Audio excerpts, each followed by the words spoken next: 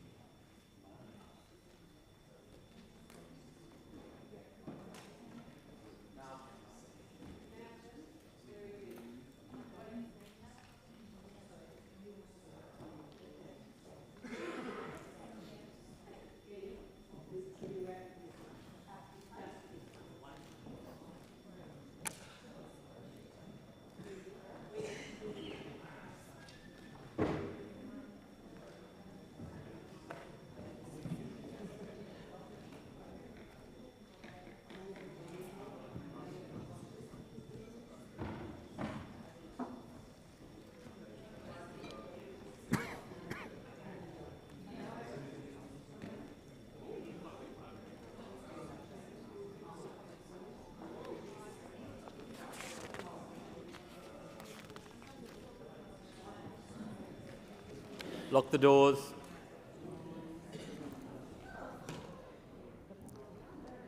The question is that the opposition amendments... No, I'll put the question, but I'll...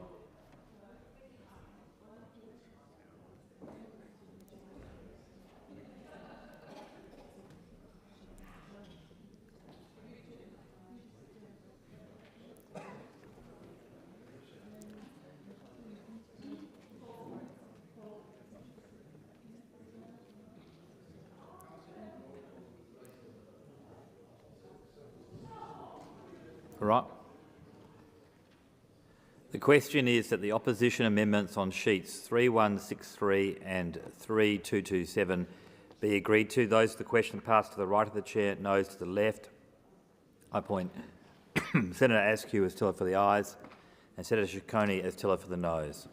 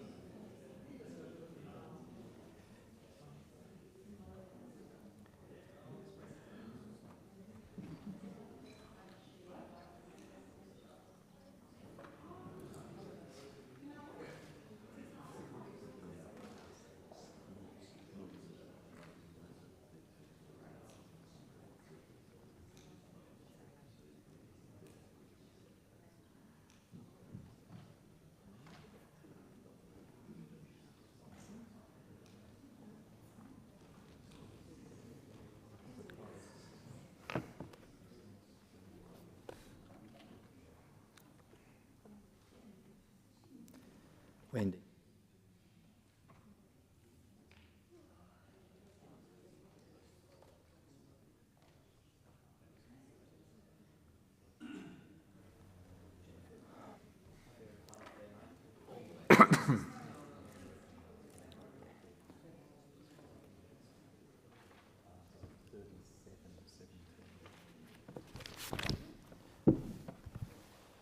Honourable Senators, Clerk, can I have the result? It went out. 37 ayes. There being 37 ayes and 17 noes, it's resolved in the affirmative. Yes, Senator Shoebridge. Could I just have the minutes record that because we wanted an efficient process, we didn't split those two, but the Greens do not support 3227. Yes, it will be recorded that the Greens did not support 3227. Thank you. The question now is that the... Senator Pocock. Please could I note my support for 3227? All right, it is noted. All right, I'm about to put another question.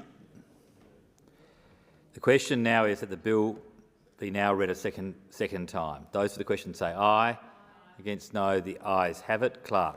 A bill for an act to amend the law in relation to privacy and the criminal law and for related purposes. I will now deal with the Committee of the Whole amendments, starting with amendments circulated by the government. I understand the Minister has documents to table. Minister. Thank you. I table an addendum to the explanatory memorandum relating to the Privacy and Other Legislation Amendment to Bill 2024.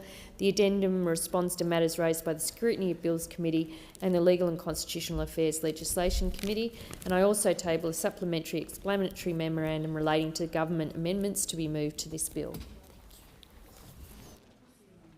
We come to sheet RZ 120. The question is that the government amendments on... Oh, sorry, Senator Ruston.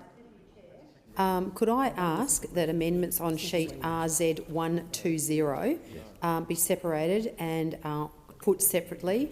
Amendments 1 to 14 put separately to amendments 15 to 35. So the chamber is aware I'll be splitting that question on sheet RZ 120. I'll be putting the first question that the government amendments on sheet RZ 120 1 to 14 be agreed to, and then I'll be going 15 to 35. Is everyone clear? I put the question that the government amendments on sheet RZ 120 1 to 14 be agreed to. Those for the question say aye. Against no. The ayes have it. Next question. The question is that the government amendments on sheet RZ 120 15 to 35 be agreed to. Those for the question say aye. Against no. I think the ayes have it. Division required. Ring the bells.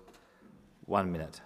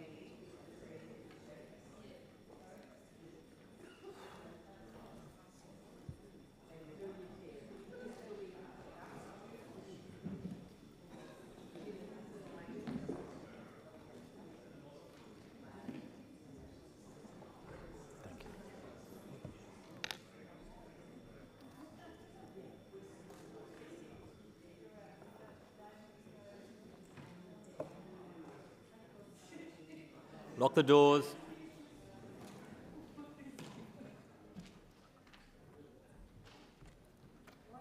The question is that the government amendments on sheet RZ 120 15 to 35 be agreed to. Those for the question pass to the right of the chair, noes to the left. I appoint Senator Ciccone as teller for the ayes and Senator Askew as teller for the noes.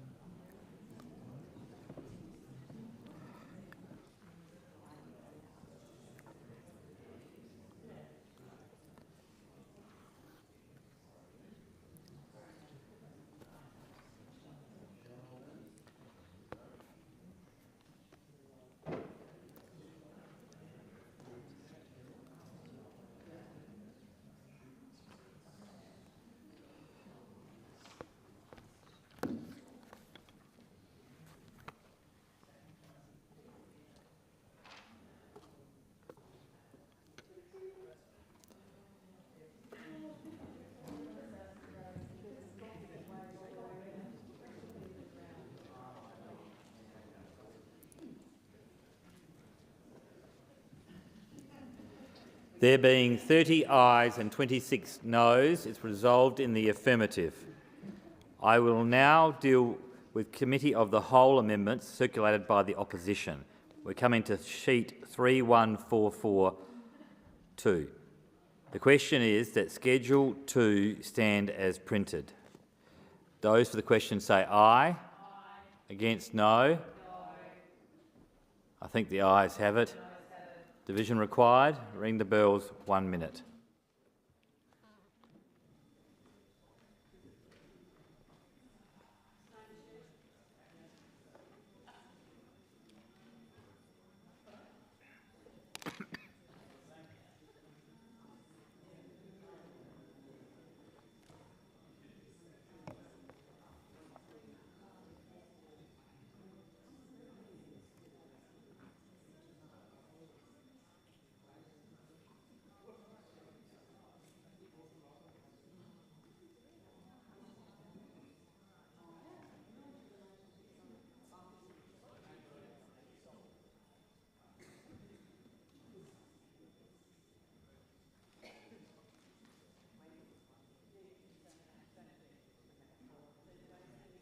It's just a bit hard to know what you're doing when you come to that.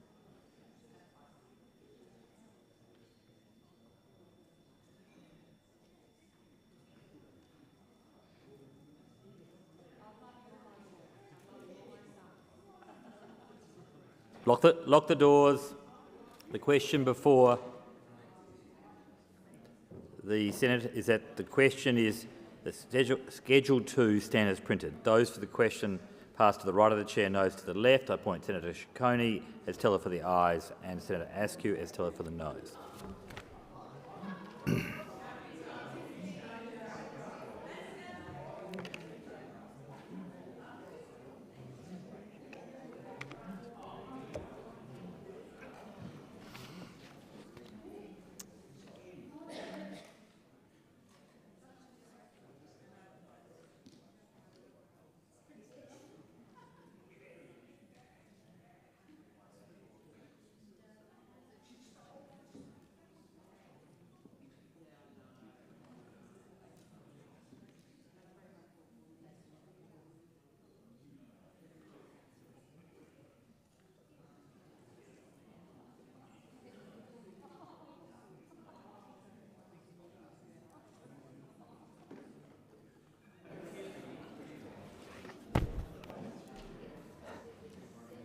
We're endorsing.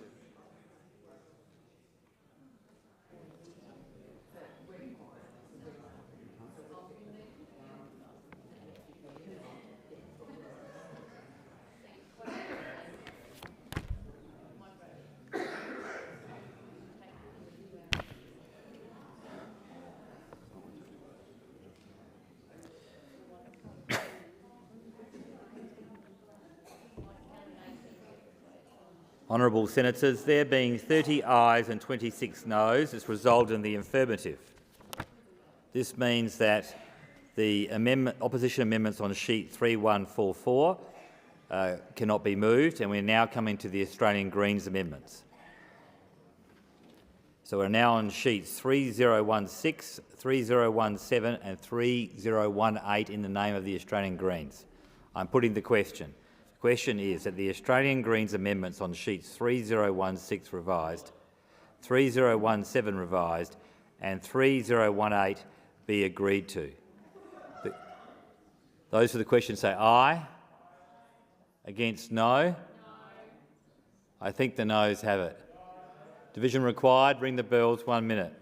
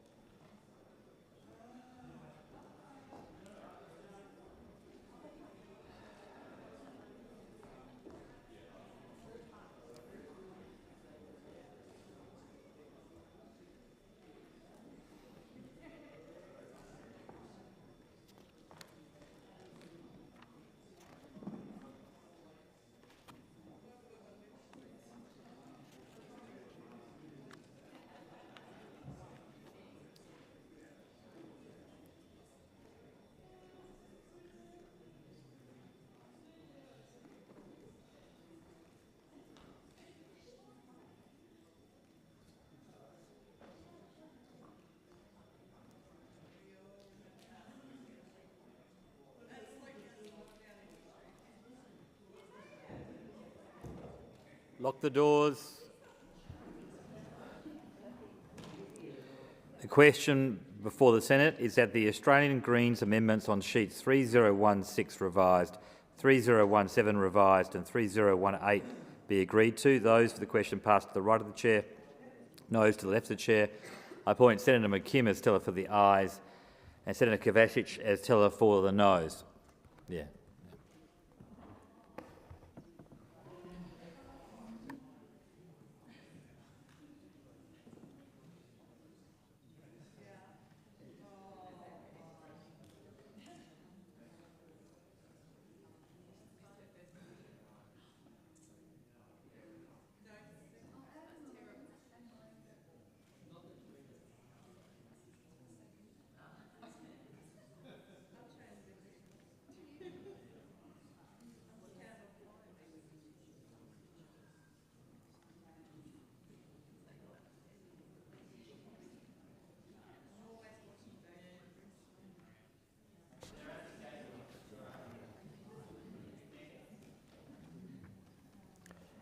Honourable Senators, there being 12 ayes and 22 noes, it's passed in the negative. The question now is that the remaining stages of the bill be agreed to and the bill be now passed. Those for the question say aye. Aye. Against no? I think the ayes have it. Division required. Ring the bells, 1 minute.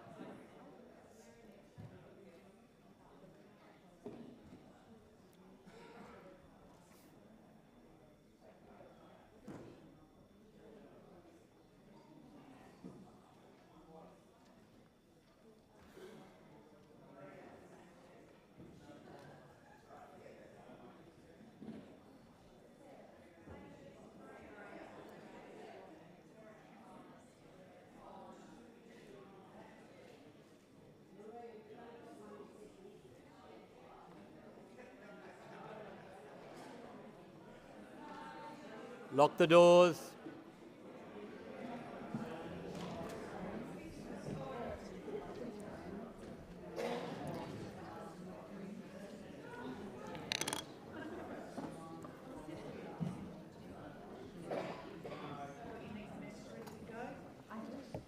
The question now is that the remaining stages of the bill be agreed to and the bill be now passed. Those for the question pass to the right of the chair, noes to the left of the chair. I appoint Senator Ciccone as teller for the ayes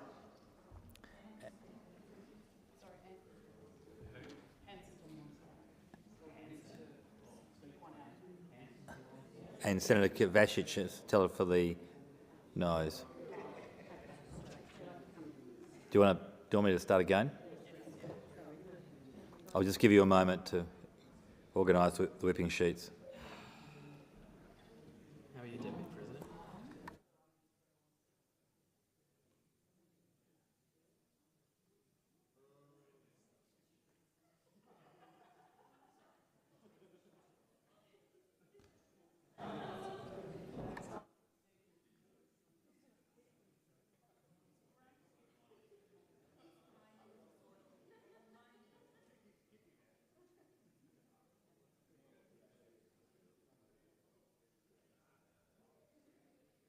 I'm going to put the question again.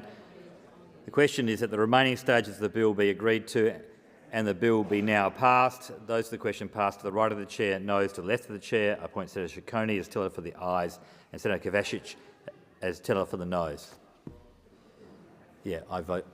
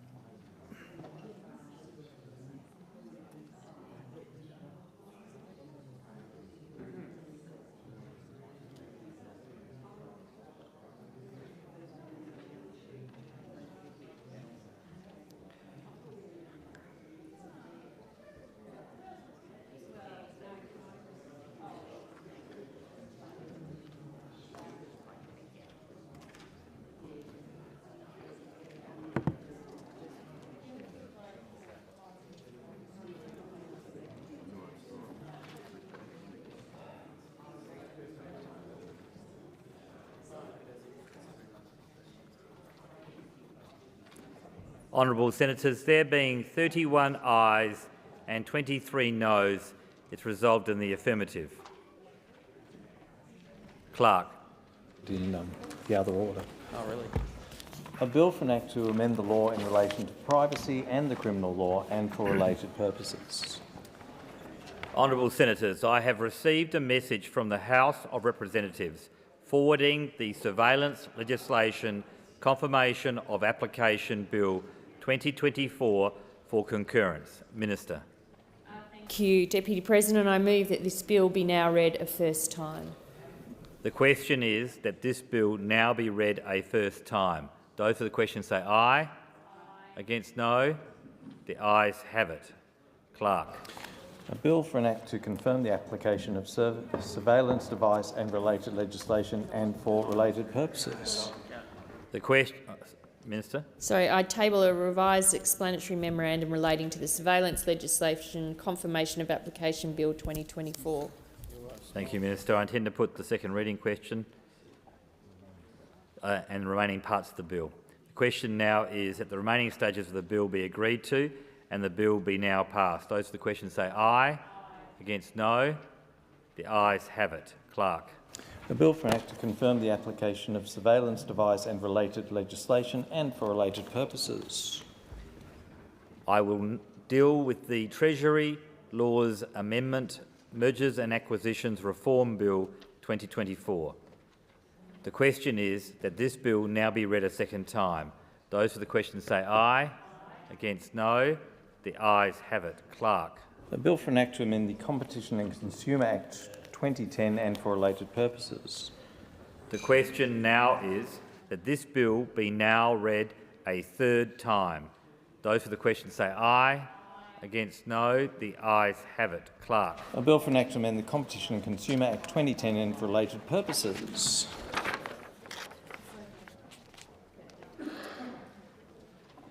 I will now deal with the Migration Amendment Bill 2024 and two other bills, starting with the second reading amendments. So we come to sheet 2619, standing in the name of One Nation. Turning to the second reading amendment circulated by Pauline Hanson's One Nation, the question is that the Pauline Hanson's One Nation amendment on sheet 2619 be agreed to. Those for the question say aye. Against no. I think the noes have it. I did hear voices. Division required? Division required. Ring the bells. 1 minute.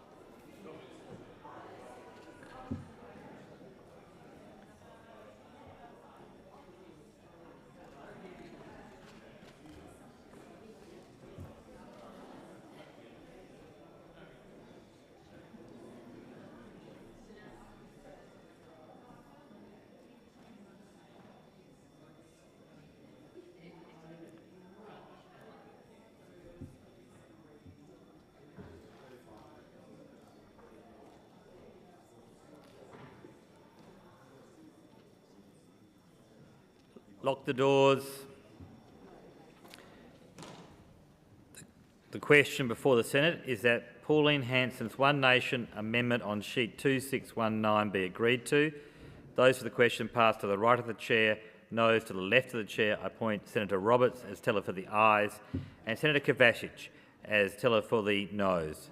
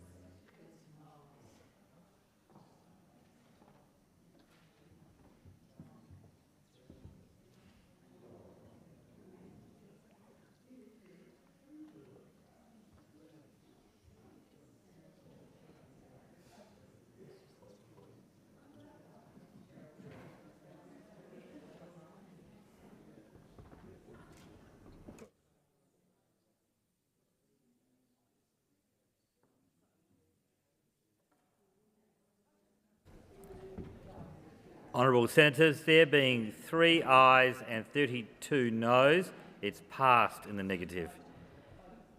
I will now deal with the amendment circulated by Senator Thorpe. This is sheet 2500. The question is that the Senator Thorpe amendment on sheet 2500 be agreed to. Those for the question say aye. Against, no. I think the noes have it. I will now deal with the amendment circulated by Senator Pocock. Deputy President, I seek leave to withdraw amendments on sheet 2495. And that leaves 3168, which you wish me to put to the Senate. The question is that Senator David Pocock's amendment or amendments on sheet 3168 be agreed to. Those for the question say aye. Against, no. I think the noes have it. Division required. Ring the bells. 1 minute.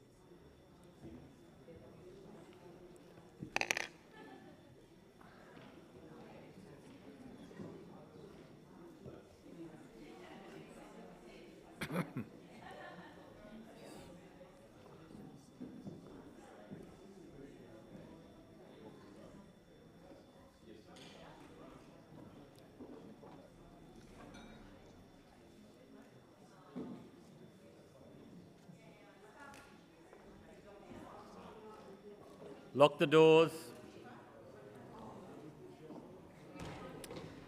The question is that the Senator David Pocock amendments on sheet 3168 be agreed to. Those for the question pass to the right of the chair, noes to the left of the chair. I appoint Senator Pocock as teller for the ayes and Senator Kovacic as teller for the noes.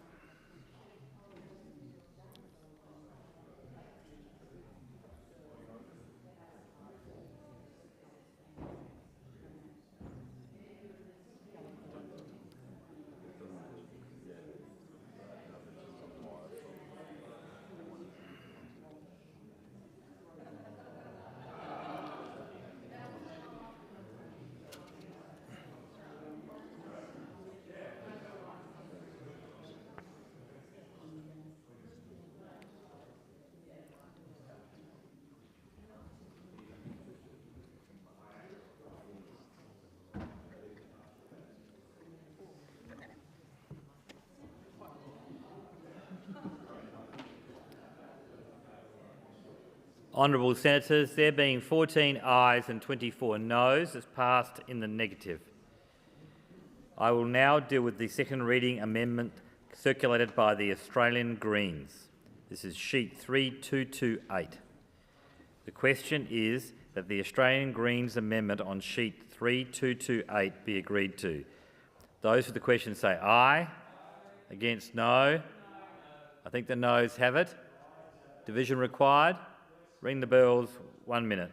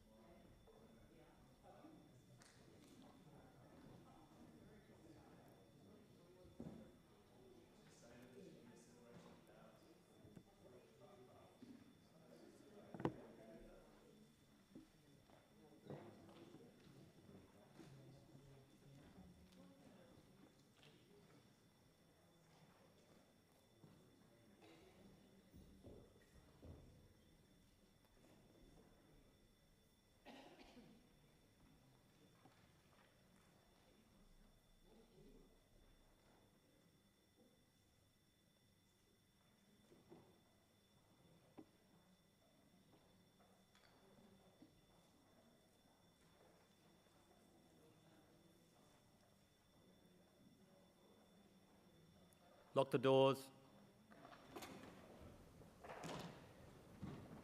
The question is that the Australian Greens amendment on sheet 3228 be agreed to. Those to the question pass to the right of the chair, noes to the left of the chair. I appoint Senator McKim as teller for the ayes, Senator Kovacic as teller for the noes.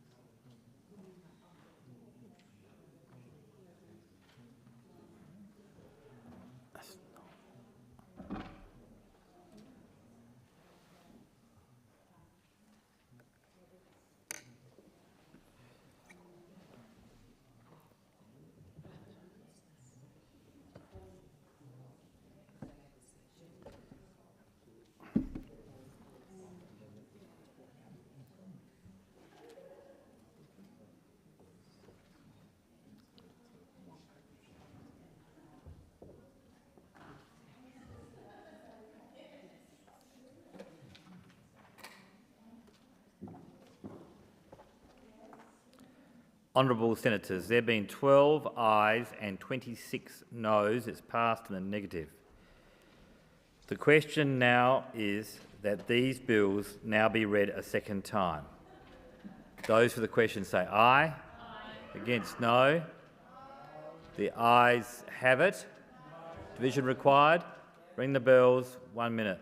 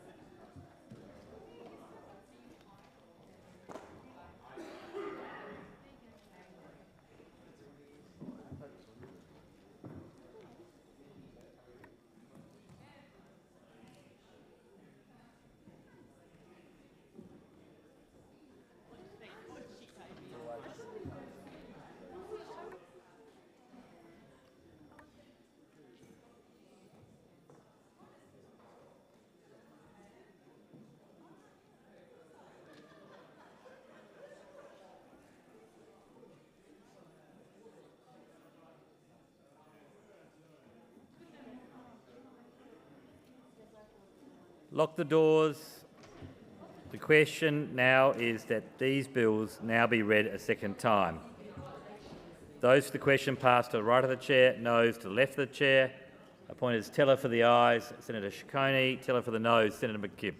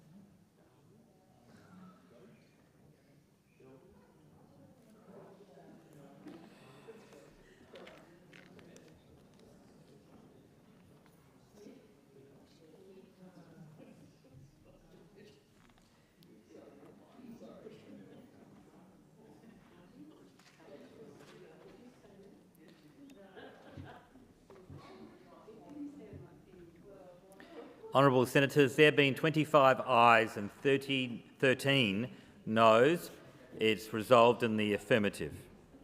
Clerk. Migration Amendment Bill 2024, Migration Amendment Removal and Other Measures Bill 2024, Migration Amendment Prohibiting Items in Immigration Detention Facilities Bill 2024. I will now deal with the Committee of the Whole amendments to the Migration Amendment Removal and Other Measures Bill 2024 starting with amendments circulated by the government.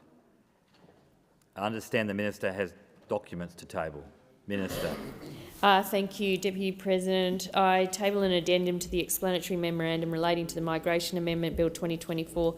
The addendum responds to matters raised by the Scrutiny of Bills Committee, and I table a supplementary explanatory memorandum relating to the government amendments to be moved to the Migration Amendment Removal and Other Measures Bill 2024. We come to sheet SV 105. The question is that the government amendments on sheet SV 105 be agreed to. Those for the question say aye. Against no. I think the ayes have it. Division required. Ring the bells. 1 minute.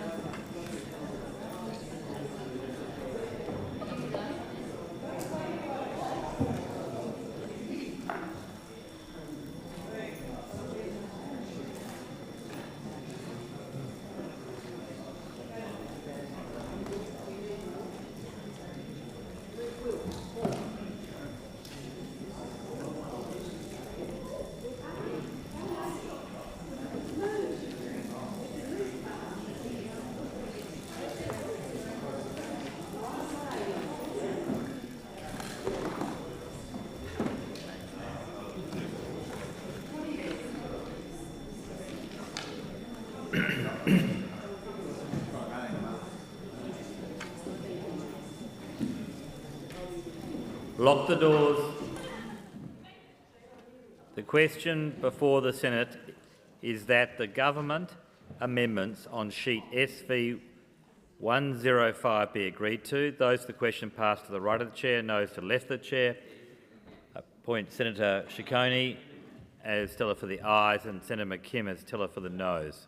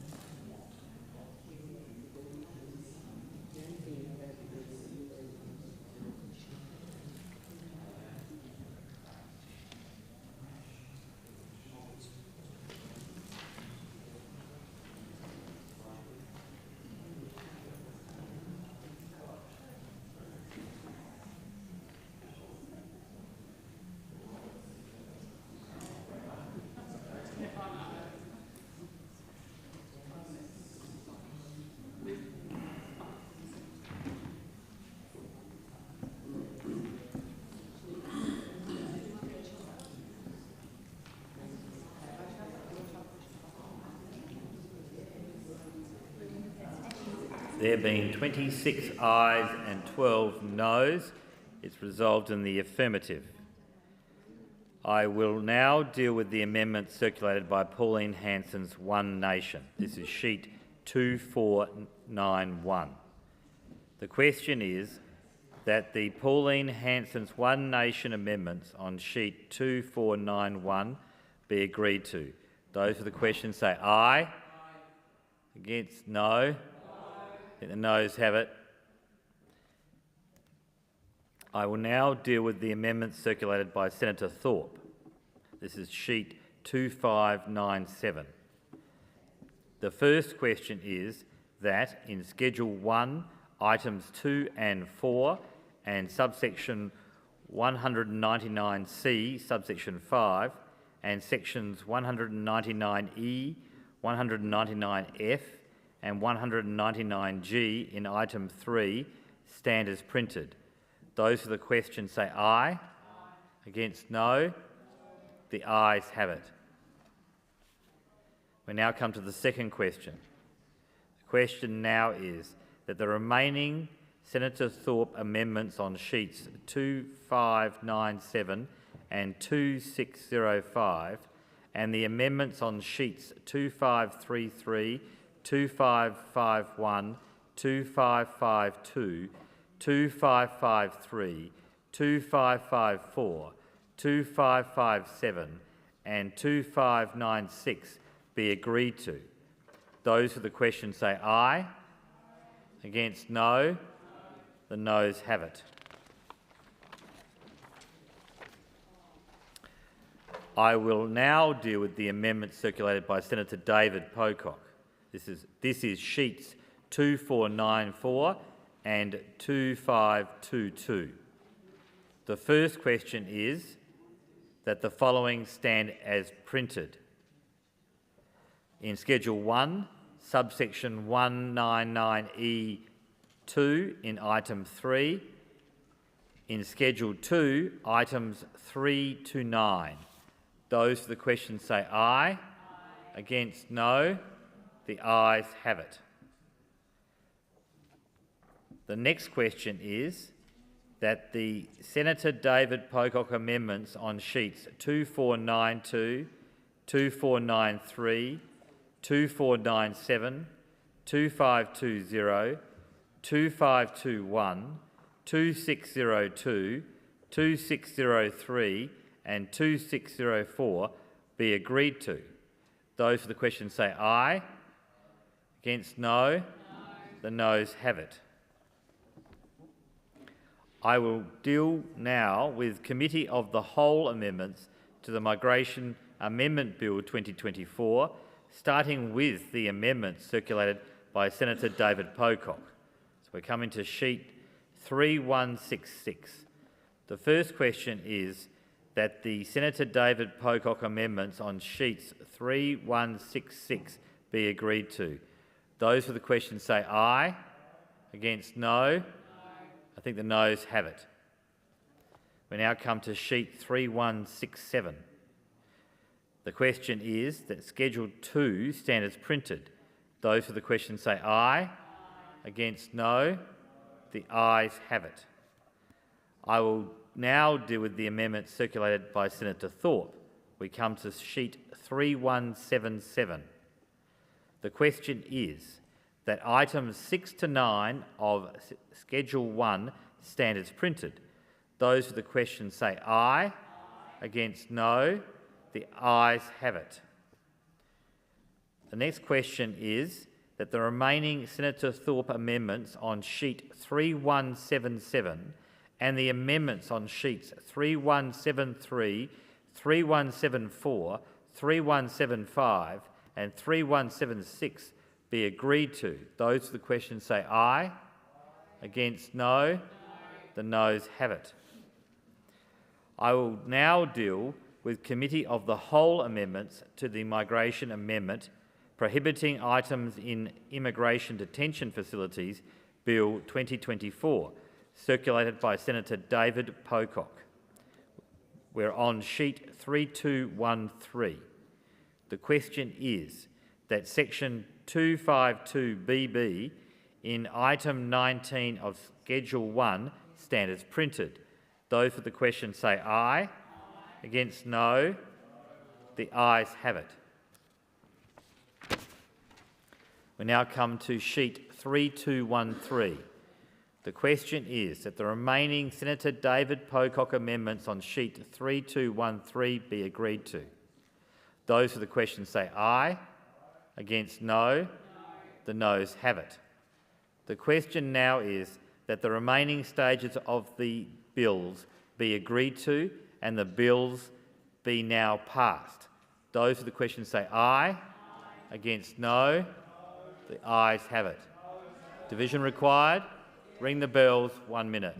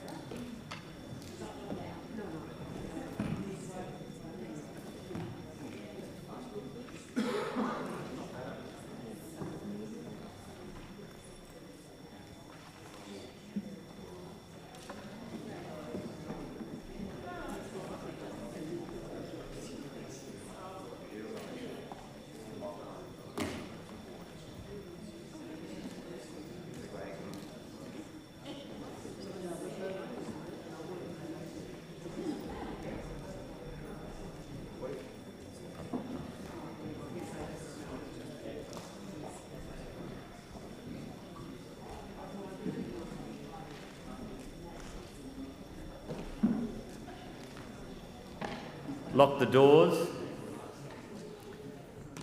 The question now is that the remaining stages of the bills be agreed to and that the bills be now passed. Those for the question passed to the right of the chair, noes to the left of the chair. I appoint Senator Coney as teller for the ayes, and Senator McKim as teller for the noes.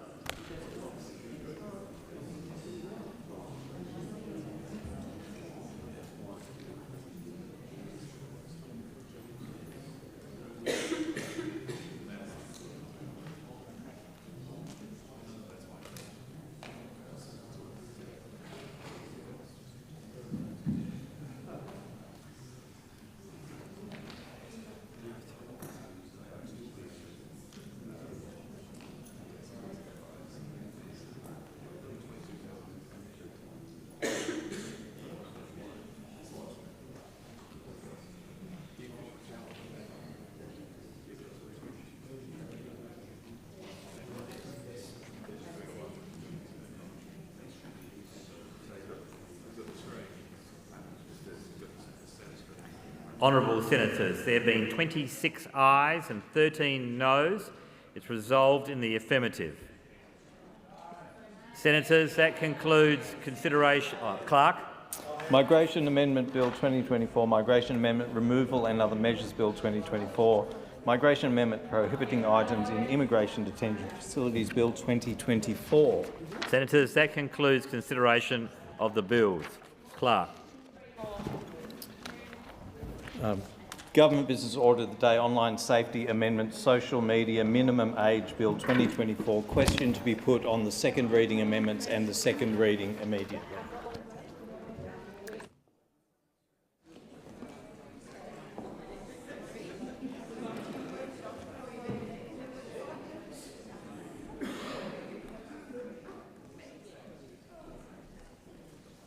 Honourable Senators, there are two second reading amendments. The first one is standing in the name of Senator Hanson-Young, and the second reading amendment, we are now on the Online Safety Amendment, Social Media Minimum Age Bill. Senator McKim. Senator Schubert.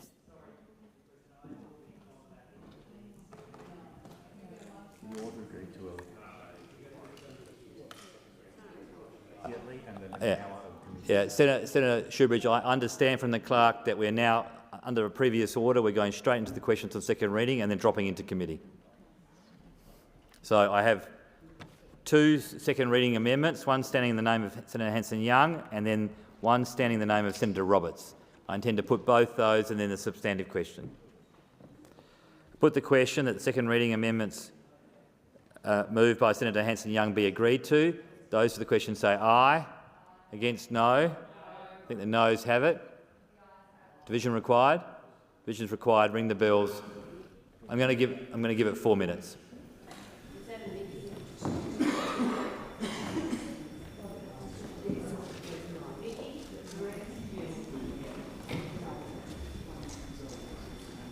No, it's 4 minutes. I'll just do this.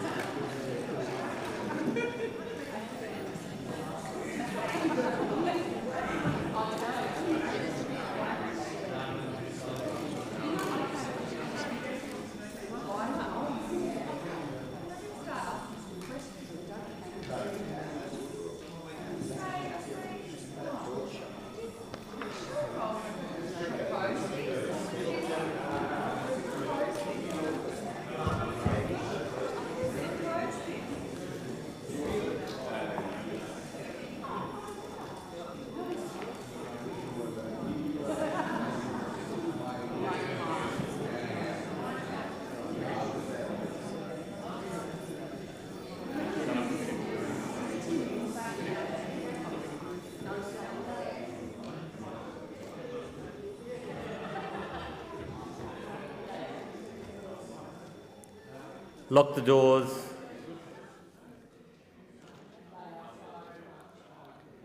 The question before the Senate is that the second reading amendment standing in the name of Senator Hanson-Young be agreed to. Those for the question pass to the right of the chair, noes to the left. Appoint Senator Kim as teller for the ayes and Senator Kovacic as teller for the noes.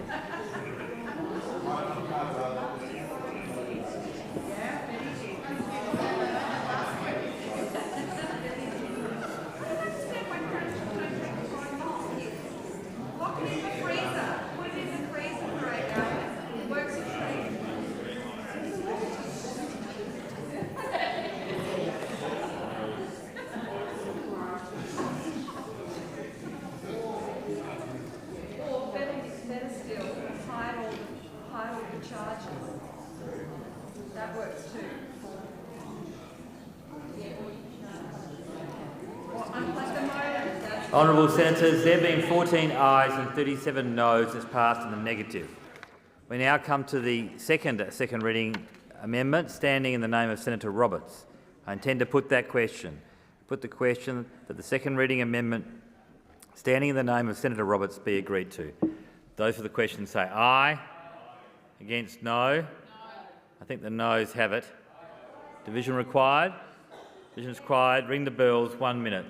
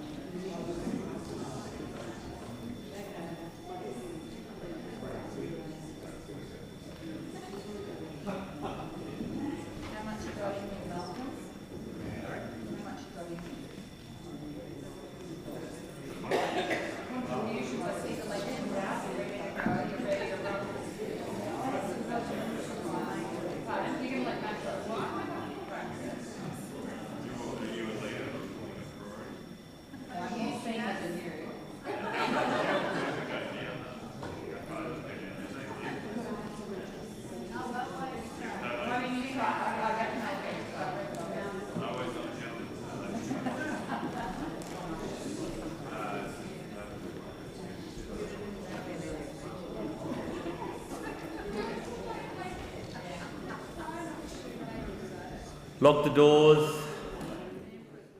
The question before the Senate is that the second reading amendment standing in the names of Senator Roberts be agreed to. Those for the question pass to the right of the chair, noes to the left of the chair. I appoint the teller for the ayes, Senator Roberts, and teller for the noes, Senator Kovacic.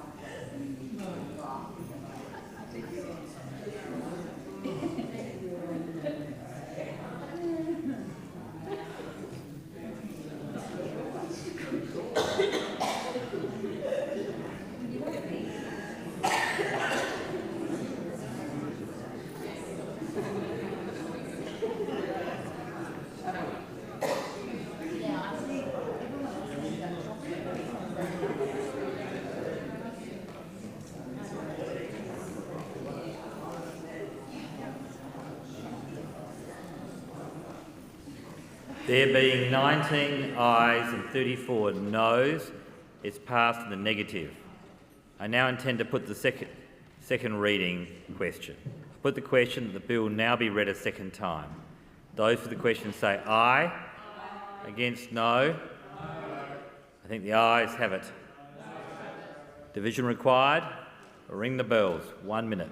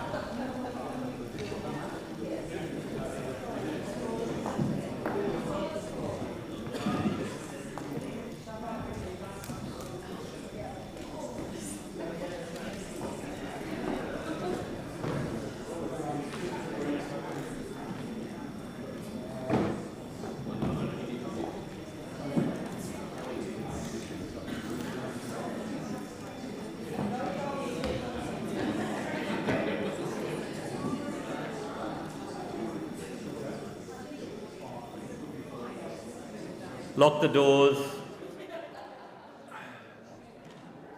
The question is that the bill now be read a second time. Those for the question pass to the right of the chair. Noes to the left of the chair. I appoint Senator Ciccone as teller for the ayes and Senator McKim as teller for the noes.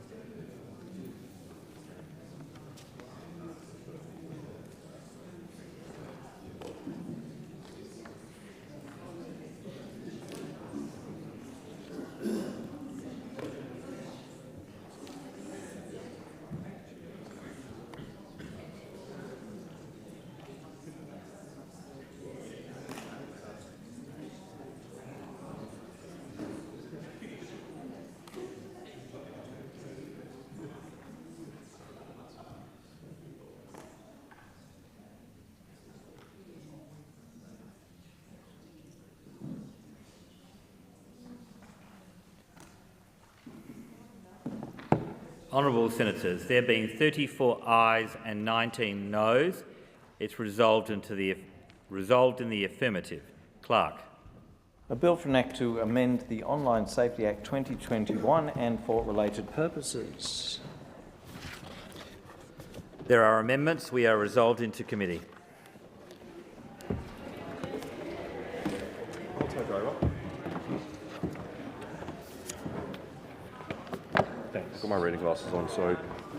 Just give me 15 minutes. Oh, take your time. Oh. They're all Mickeys, I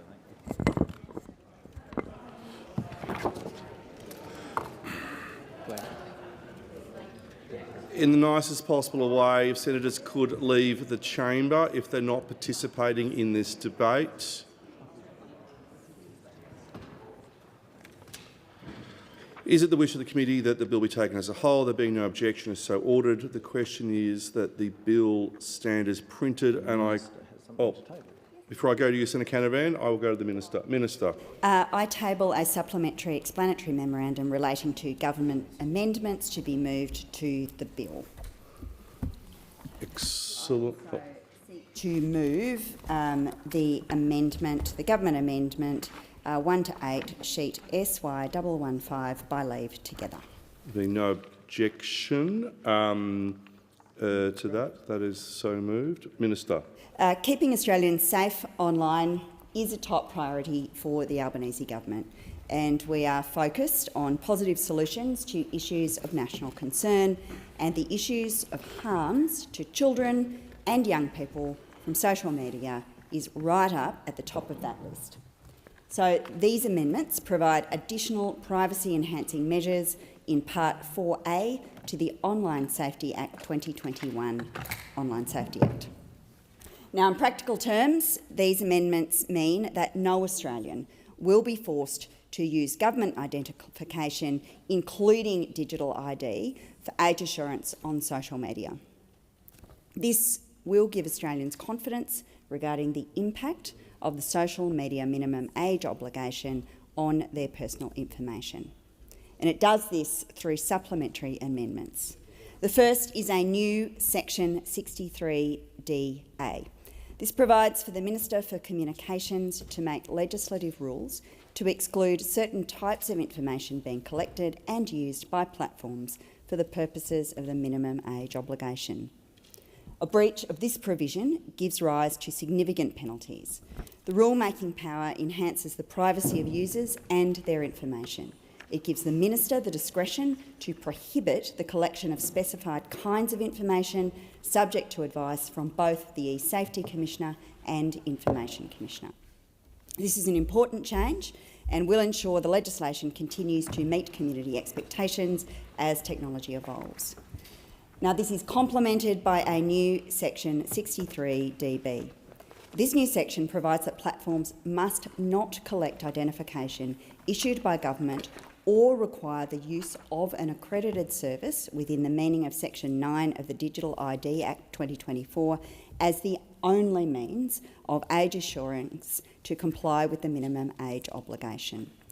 To promote user choice and an inclusive set of assurance options, age-restricted social media platforms will only be able to use government-issued identification or accredited services under the Digital ID Act 2024 information or material if other alternative age assurance methods have been provided to users. Additionally, the bill expands on Australia's privacy framework by giving the Information Commissioner oversight over the privacy-related aspects of the minimum age obligation. The Office of the Australian Information Commissioner is best placed to ensure that privacy provisions are administered consistently and robustly. Finally, any breaches of these proposed amendments give rise to significant penalties. A maximum of 30,000 civil penalty units, currently equivalent to $9.9 million, or 150,000 penalty units, currently equivalent to $49.5 million if the provider is a body corporate. The penalty amounts are intentionally large. This reflects the important privacy implications of the provisions. It also sends a strong signal to social media platforms: treat Australians' privacy seriously. Now, Australia has consistently paved the way in global online safety. These supplementary amendments will strengthen the already robust and strong privacy arrangements included in the original bill. Thank you, Minister. Senator Henderson. Thank you very much, Chair. The Coalition supports these amendments. We are pleased to say we have been involved in constructive negotiations with the government to strengthen the bill. One of the major issues we sought changes on related to privacy. This is a very important issue, and we provided the proposed changes to the government, which of course have now been incorporated into this amendment. We are very pleased that the government has accepted our changes, which, as I say, are reflected in the government's amendments. The new provisions make it clear that people cannot be compelled to provide digital ID or government-issued identity documents such as driver's licences or passports under this legislation. This has now, due to the hard work of the Coalition, this has now been explicitly prohibited. There was a second important change as well regarding strengthening ministerial oversight. Following our negotiations with the government, changes will be made so that the Communications Minister will be able to make rules specifying information which social media platforms are not able to collect in order to comply with the legislation. What this means is that this will enable the Minister to make rules to ensure that guidelines issued under the legislation are appropriate and proportionate to the objectives of the law. These are both very significant changes which materially strengthen the bill, and we do, of course, thank the government for agreeing to make these changes.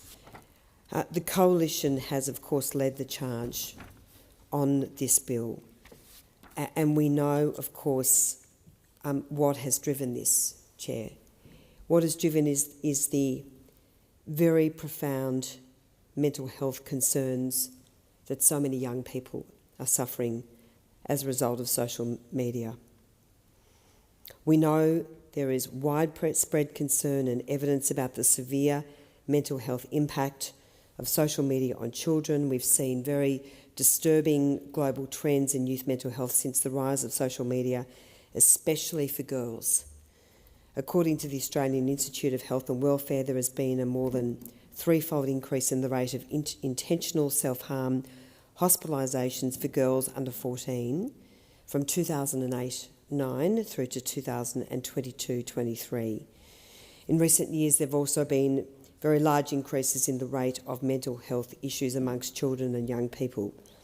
As a 2022 independent report on self-harm commissioned by Australia's Therapeutic Goods Association noted, there have been very large increases in all intentional self-poisonings in older children, adolescents worldwide over the recent decade.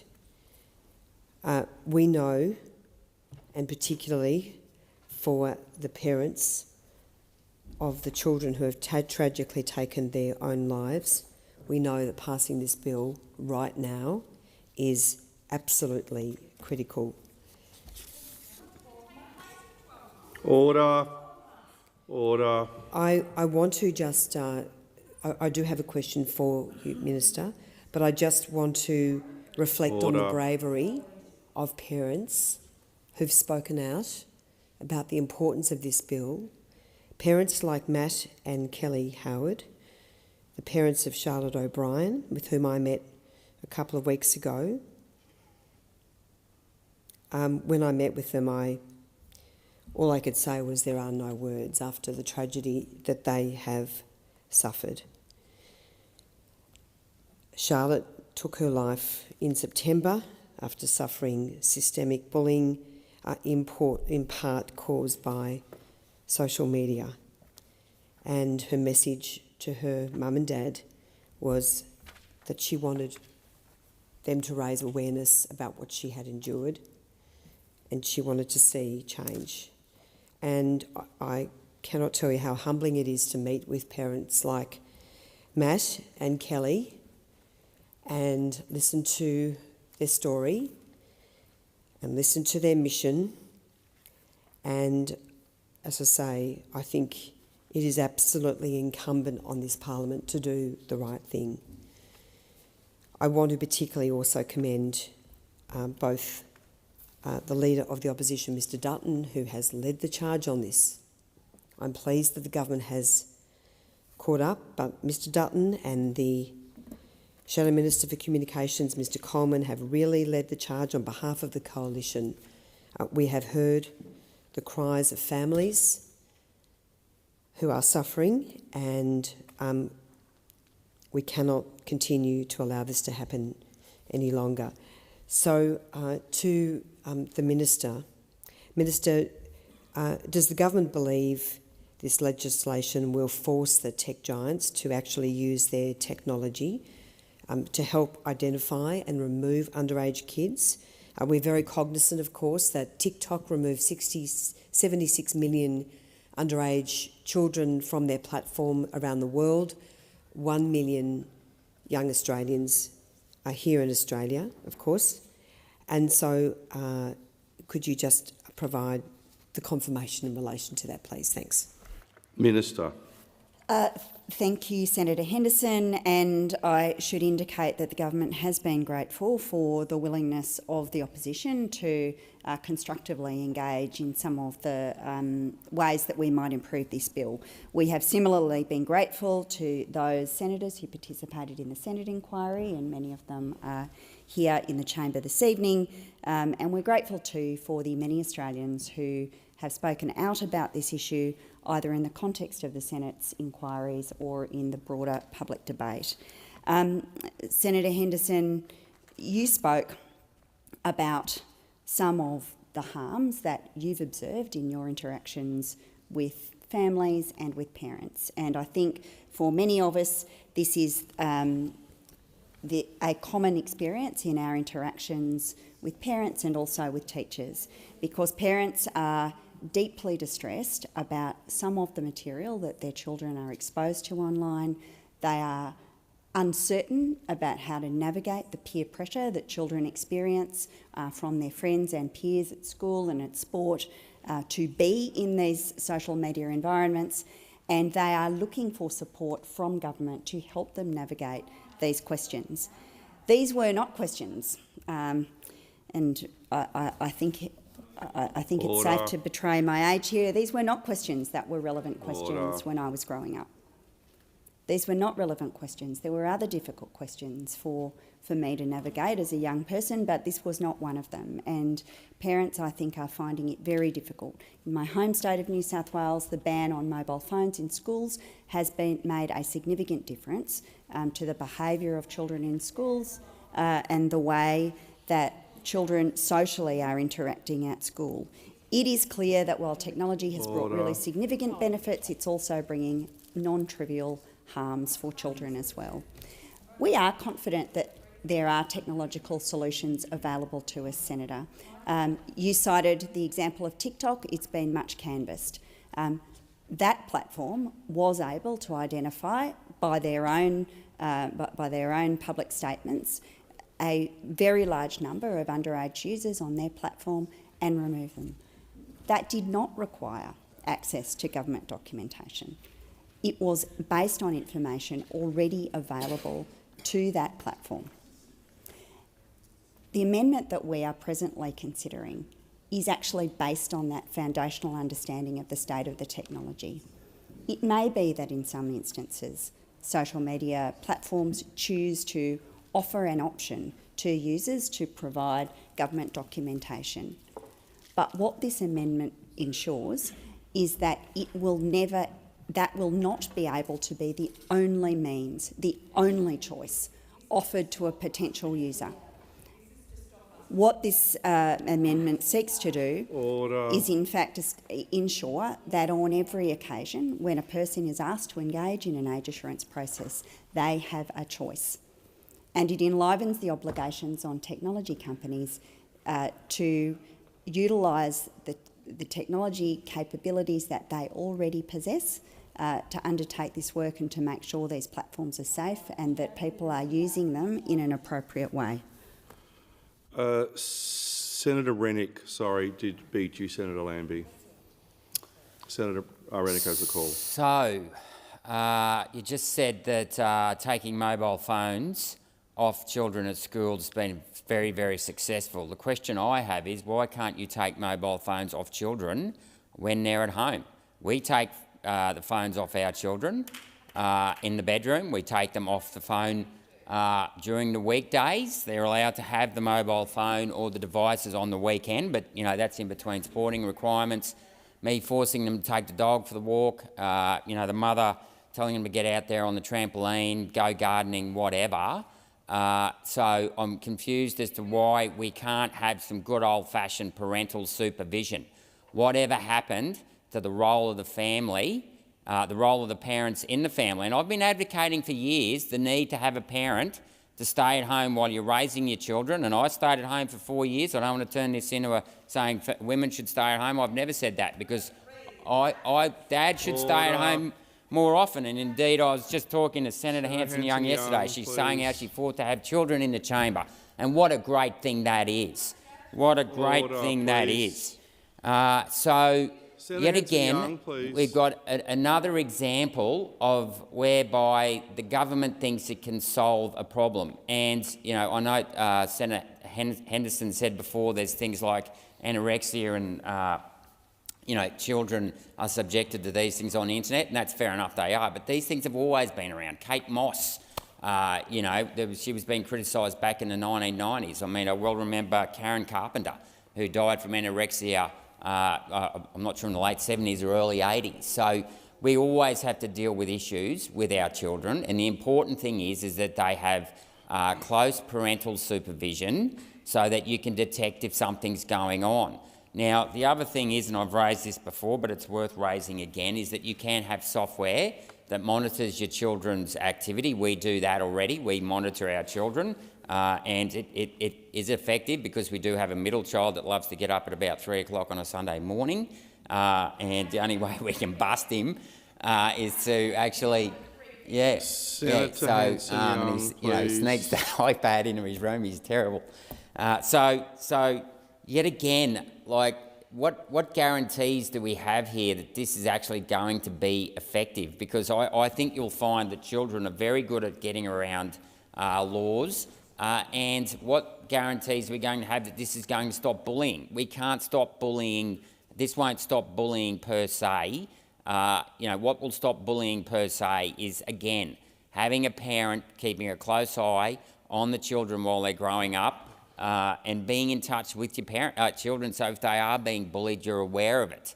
And I'll note the question, you know, a question raised the other day about VPNs. 33% of people in this country use VPNs, and I suspect most of that 33% are probably under 40, because most people over 40 probably wouldn't even know what a VPN is. And that's so virtual private network, and that's where effectively, you know, and the reply from the government was, in estimates, was that, well, we're going to get the social media companies to track the person if they have a VPN through geo-tracking. So here we've got, again, Big Brother surveillance coming in and, you know, watching every little thing we do, you know, every breath you take. So, you know, what is it, every time we come down here, I feel like we're just holding the line, and we're not even doing that when it comes to government overreach and surveillance and command and control. So my question to you is, Minister, why is it that parents can't be encouraged to keep the devices from their children? You've just quoted an example of taking mobile phones off children in the schools, which is a good idea. Why can't that same very simple principle be applied in this situation when it comes to children having a social media account and monitoring that way?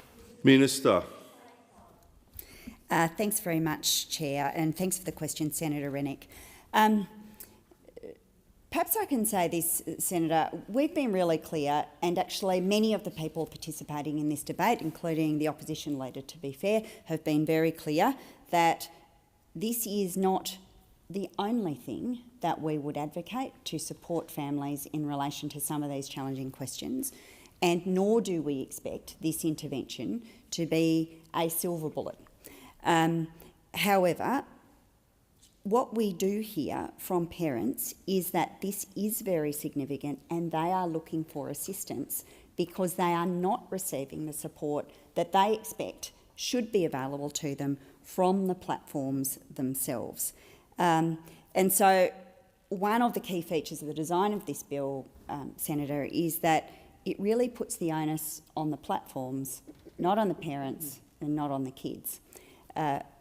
We want platforms to simply take reasonable steps to ensure that users under the minimum age can't create or hold an account.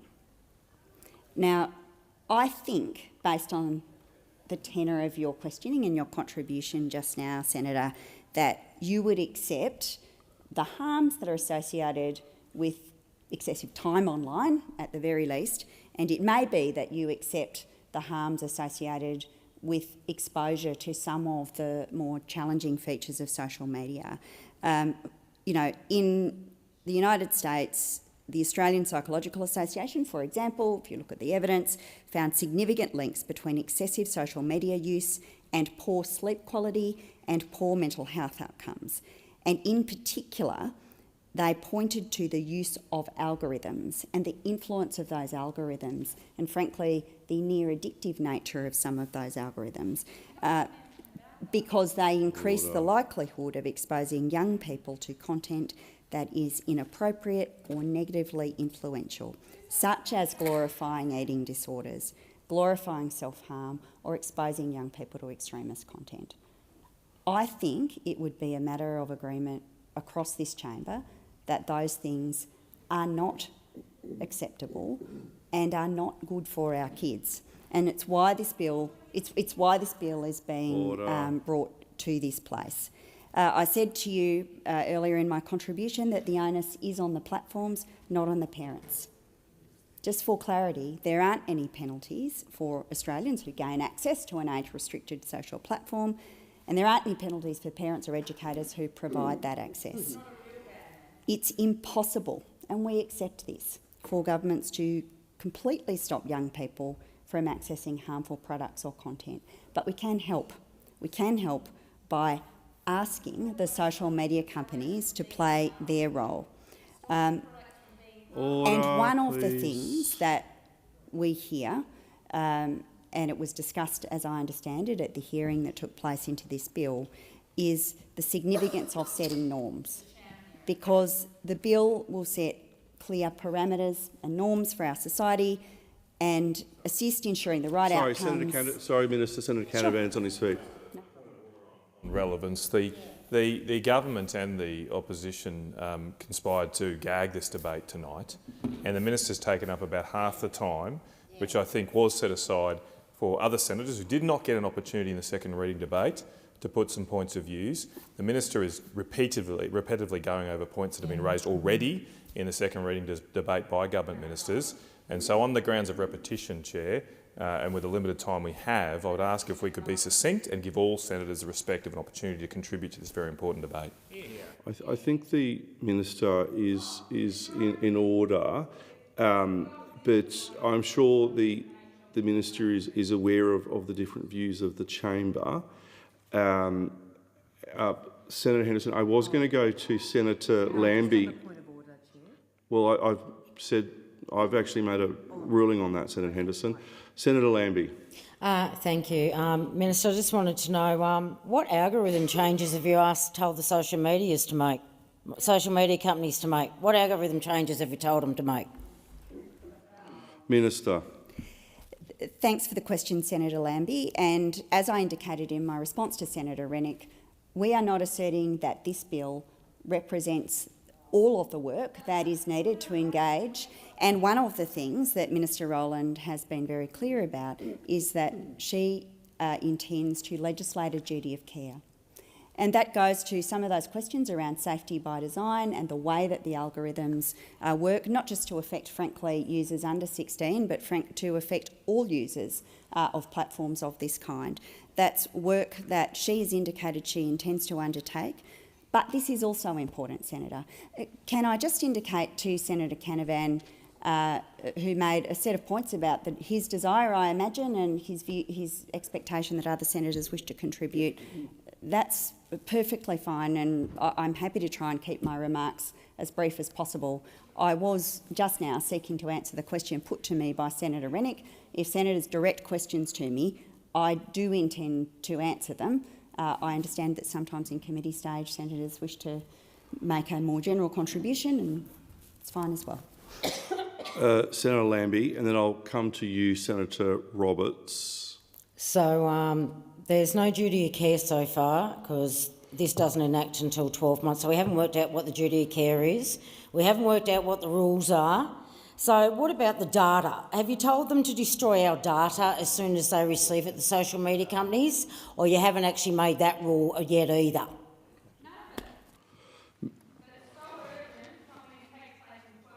I was going to call the minister, Senator Canavan, or do you want? Sorry. Well, would you prefer that I don't answer the questions? I mean, it's challenging, Senator. I've been asked a question. Minister. Senator Lambie, the bill contains really explicit requirements for data that is collected in relation to age assurance, what it may be used for and requirements for it to be destroyed. That is in the legislation. Senator Lambie, yes. Order. All I asked was, are the social media companies destroying that data when they have finished with it? It's simple, yes or no. I can't direct the minister. Senator Hanson, please. I can't direct the minister as to how they can answer the question. I'll make sure the minister is aware of the question. I call the minister. Senator Lambie, until the legislation passes, the privacy arrangements that are in the ledge are not in place.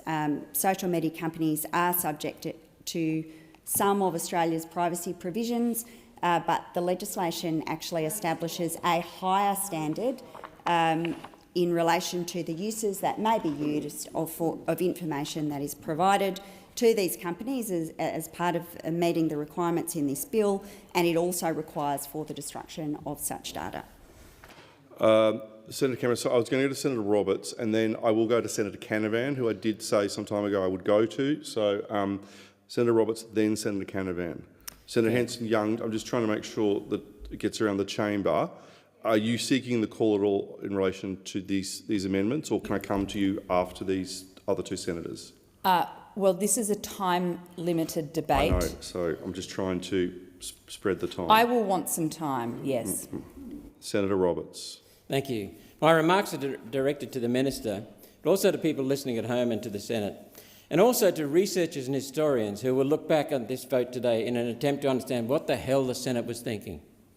The amendment the government circulated, no doubt with the approval of the Liberal Party, answers that question. The Online Safety Amendment, Social Media Minimum Age Bill 2024, can act to force every Australian to be the subject of a digital ID in the name of keeping the children safe. And that's what my question is about, Minister. The committee accepted widespread public concern the bill was designed to force everyone to get a digital ID and promised to include an amendment to specifically rule that out. This government amendment, SY 115, that you've moved, new provision 63DB1, excludes the use of government-issued identification or use of a digital ID. Great. Except 63DB2 provides that if social media platforms can come up with an alternative means of assessing age that does not involve digital ID or government documents, then they can, wait for it, accept a digital ID identification. In effect, this amendment specifies a social media platform cannot use digital ID by itself, but it can use digital ID as part of a more comprehensive verification. There's no need to guess what that could be. This bill contains the answer: age assurance software. The company which has been awarded the tender for the age assurance trial is a British company called Age Check Certification Scheme, whose main business is the provision of digital IDs backed by age assurance software. TikTok has used age assurance software to remove 1 million underage accounts from TikTok in Australia. The software can tell if a person is, for instance, under 12. That's useful. The smaller the gap between the user and the target age, 16 in this case, the less accurate it is. This software can't tell age within 6 months, and there's no way of knowing the person turned 16 on the day of their application. You just can't tell that from a face scan. Accessing social media on your 16th birthday, and most likely for months afterwards, will require a second identifier containing that child's facial scan and their date of birth, which is a digital ID, which this company specialises in. You're setting them up. I've criticised this bill as an opportunistic attempt to capitalise on the public desire for better regulation of social media to force all Australians to get a digital ID. I'll say that again. I've criticised this bill repeatedly, as have others, as an opportunistic attempt to capitalise on the public desire for better regulation of social media to force all Australians to get a digital ID. This amendment requires a change in my language, which is now: this bill is an opportunistic attempt to require every child, once they turn 16, to get a digital ID if they want to access social media. What age does the government's digital ID start from? 16. What a coincidence! This wasn't the intention all along. That's misinformation. This amendment actually exposes the original intention of the bill. Your amendment exposes the original intention of the bill, which was hidden in what looked like a poorly drafted bill. It wasn't poorly drafted, it was deliberately dishonest, and the short committee referral, which the government fought against, has exposed the deceit. The truth is now out there, and the decision before the Senate is a simple one. A vote for this bill is a vote to require every child to get a digital ID on their 16th birthday. Compulsory digital IDs aside, there are many other reasons to not pass this bill. I will now share with the Senate and with posterity the words of Australia's Human Rights Commission on the bill. One Nation fully supports the Commission's position, which deserves to be included in the Hansard record of the debate. I'll quote, "Social media is a vital platform for young people to share their ideas and opinions, engage in dialogue and participate in social and cultural activities. It can be a valuable educational tool by providing access to diverse perspectives, new and learning opportunities, as well as vital information about health, well-being and safety. A blanket ban risks unjustly curtailing these freedoms. Social media is integral to modern communication and socialisation. Excluding young people from these platforms may isolate them from their peers and limit their ability to access much-needed information and support. This is particularly important for young people from marginalised, vulnerable or remote communities. The social media ban will rely on effective age assurance processes." This is their words, Human Rights Commission. "The social media ban will rely on effective age assurance processes being adopted, which means that all Australians may be required to prove their identity in order to access social media. This may potentially require all Australians to provide social media companies, all Australians, to provide social media companies with sensitive identity information which poses a risk to our privacy rights in light of recent examples of data breaches and personal information being stolen. Technical workarounds, such as VPNs and false age declarations, may undermine the effectiveness of the ban. Additionally, a ban will not address the root cause of online risk or make the platform safer for everyone." End of quote. The workarounds to this measure have not received enough debate. The bill carves out gaming sites, many of which have a chat feature. Children will move over to chat rooms and gaming sites which are not supervised. TOR, and more accurately onion routing, will provide another avenue for communication which is designed to make supervision exponentially harder than mainstream social media platforms. I have advice from a leading internet security company that peer-to-peer social media is making a comeback, which again is harder for parents to supervise than current social media platforms. As a result of this legislation, children will be exposed to more harm, not less. I had a call from a constituent. It's not often Senator Hanson-Young tells me I'm right. I had a call from a constituent a moment ago who called their local Liberal Member of Parliament about this bill and was told, "Oh, it's okay, you can just sign up for your children." With age assurance software, that will not work. With digital ID connected to age assurance software, the social media platform will know what you're doing. Don't be telling people it's nothing, you can defeat it. You can still talk to granddad on Facebook. You won't be able to.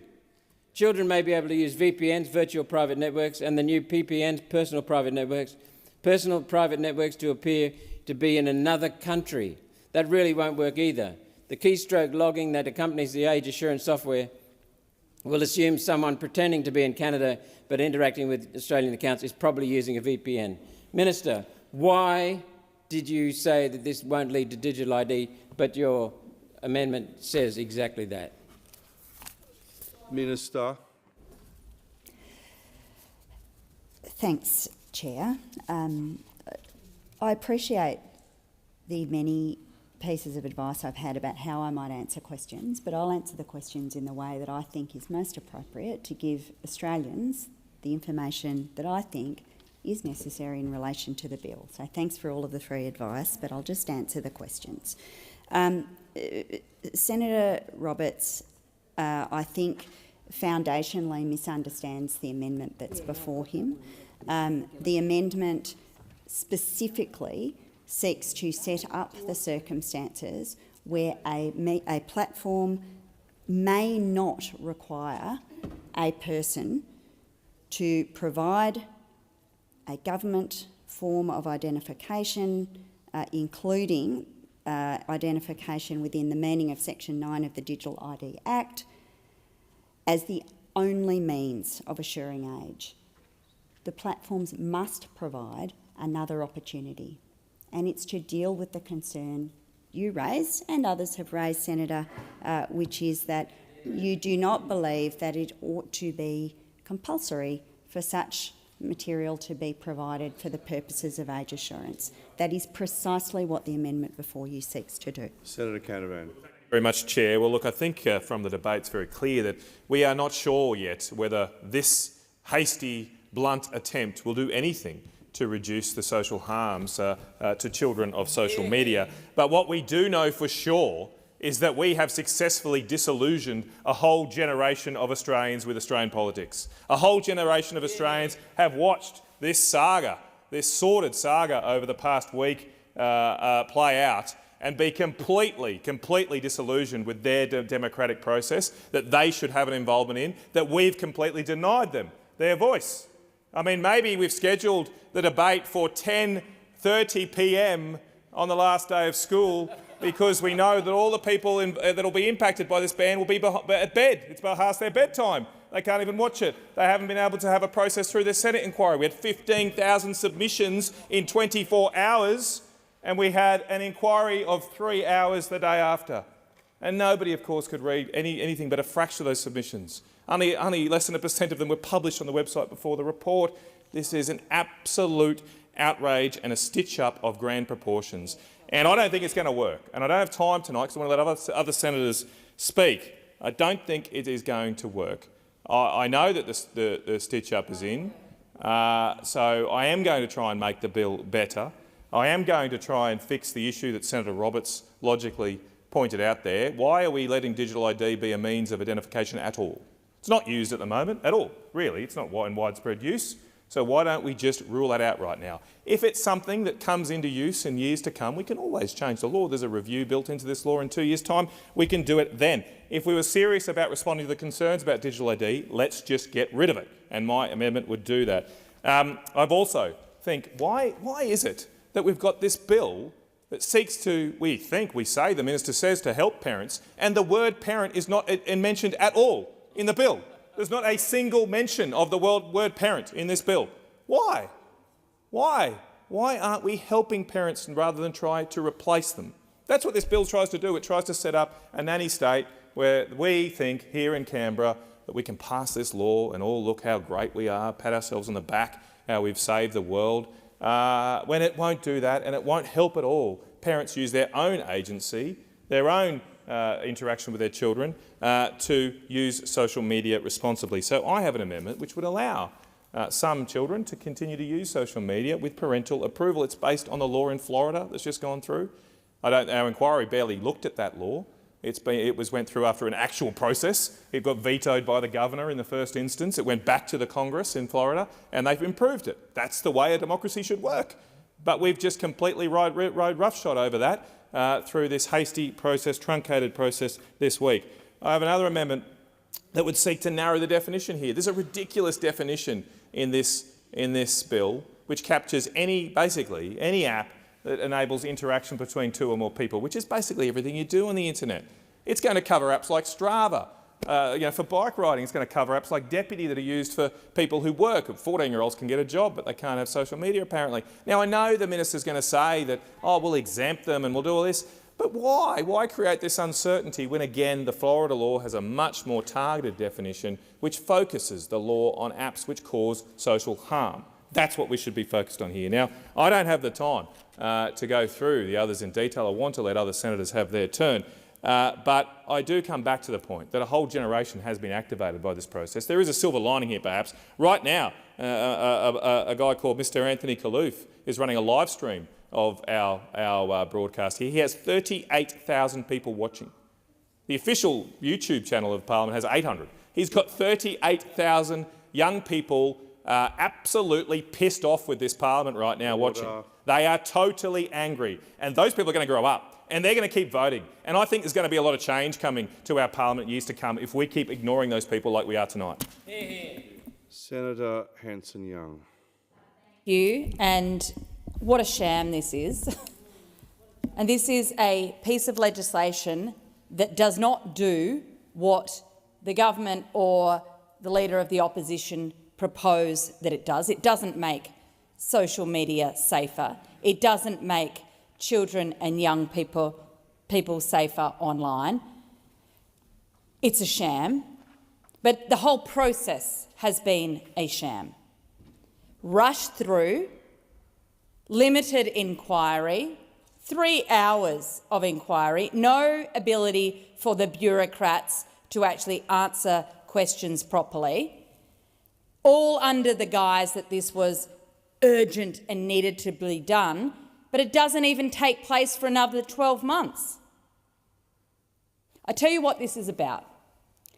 This is about the pretense that parents over the summer holidays can tell their kids it's illegal to be on your phone. It's illegal to be on social media. Get off it. The Prime Minister says, the Leader of the Opposition says, the Parliament says it's illegal, kids, not my fault, I'll take it away. It doesn't actually make social media safer for young people. And that's the devastating thing about this. Because we know that there are families who are struggling with this. We know there are young people who are struggling with their body image, their connection with their community, their peers. Young people who are finding themselves addicted to these dangerous algorithms. But this bill doesn't do any of that. This bill does none of that. All this bill does is gives the government and Peter Dutton the illusion, the fig leaf, to pretend that they've given parents some certainty. That you can say, look, kids, it's illegal. This is a rubbish bill. It has no substance, and it doesn't even take place for another 12 months. This bill is so weak, is such a veneer. It's to make old people, oldies, adults, feel like they've done something. It's a false sense of security. It's also obvious that the people who have drafted and fought for the particular elements of this bill actually have no idea how young people engage with the internet. Absolutely no idea. I mean, it's almost embarrassing. I mean, this is boomers trying to tell young people how the internet should work. That's what this bill is. Boomers trying to tell teenagers and young people how the internet should work, to make themselves feel better.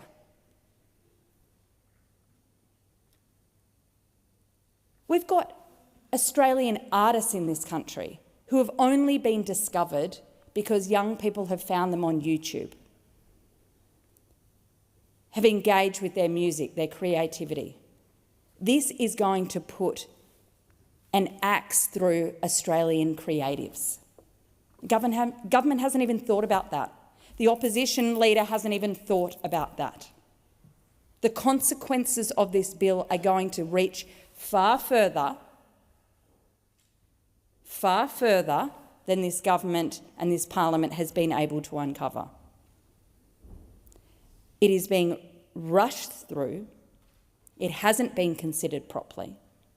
It's not even going to take place for 12 months. There is no excuse for doing it in this way, except for the desperation that the Prime Minister had to match the dare that the Leader of the Opposition put, which was get it in place before Christmas. It's pathetic. It's a headline. It doesn't do what they say it will do. It creates a more unsafe culture and platform and environment, and will have unintended consequences. I can't fathom who in either the Leader of the Opposition's office, who's advising him, and who is advising the government to understand that this was a good idea to rush through. The Leader of the Opposition called the Prime Minister's bluff and he blinked. Silly, silly, silly. This is a piece of legislation that says boomers want to control what young people access online. They don't even know how it works. It's pathetic. Senator Antic. Look, we are running out of time, which is the most regrettable part of this entire situation. And I mean, all of us here had a lot to say about this bill because it's so complicated. One of the issues we've got is that this required a deep, fulsome look, and we actually got this bill introduced into the House, I think this time last week, Thursday of last week.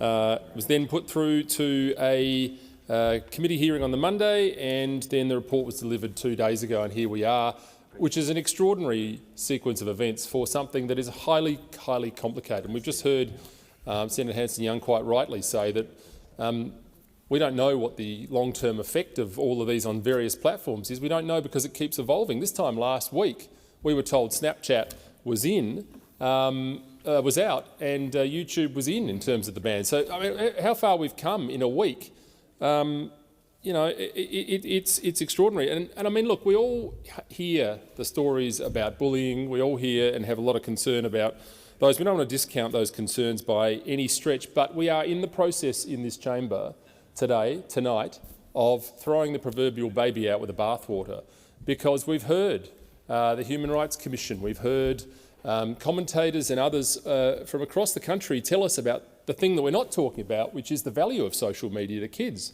Commissioner Finlay from the Human Rights Commission wrote an article in the paper this week stating very clearly and very correctly that in fact there are lots of instances where children benefit greatly from social media, including, but not limited to, instances of social isolation, of the tyranny of distance, and sometimes even with learning difficulties and so forth. So this just has not been considered enough, and the fact that we're standing here now rushing with 10 minutes to go when many of us couldn't even make proper contributions to a second reading debate is a disgrace. So we cannot, and Senator Canavan's absolutely right with what does this message say to the children of this country when we have spent all day talking about ourselves in this building, by the way, as we do all the time, and we've crammed this critical legislation into making senators juggle between ministerial answers which are being filibustered. I mean, this is just not the way to conduct a democracy, and I think we're much the poorer for it. So I'm going to cut to the chase because I think we still do have other senators. I think we do. Look, let's be very clear about this. We don't know if this is going to work, and we don't know if it will have any impact on the problem they're trying to solve here. If you want to see some of the most egregious abuse you'll ever see online, go online to a Call of Duty game and listen to the kids going at each other, talking about people's... It's exempt. Quite right, it's exempt. So who's thought of that one, Minister? Who's taken that into account, and who ultimately is going to take responsibility when this goes the way of the Hindenburg, which it will, because it is a disaster waiting to happen? The Prime Minister and the Minister for Communications have boasted that the passing of this bill will make Australia a world leader in online safety. Well, they're wrong, because if this bill passes, we won't be leading the world in online safety. We'll be leading ourselves and those naive enough to follow us down the road to further digital authoritarianism, as outlined by Senator Roberts today. My fear is that when we finish tonight, we will have put another brick in the wall of a social credit-style system in this country and let everybody look back on tonight as a night of shame.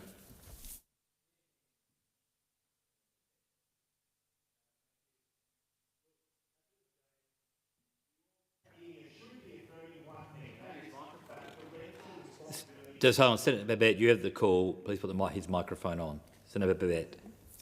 Thank you. End of the day, like I was saying, the most important thing that we should all be thinking about and talking about in here is to affirm that parental responsibility rests in the hands of parents, not in the federal government. And I would have thought that was a very simple statement, but apparently it's not. Apparently the government has to be our daddy now. And I think it's absolutely ridiculous.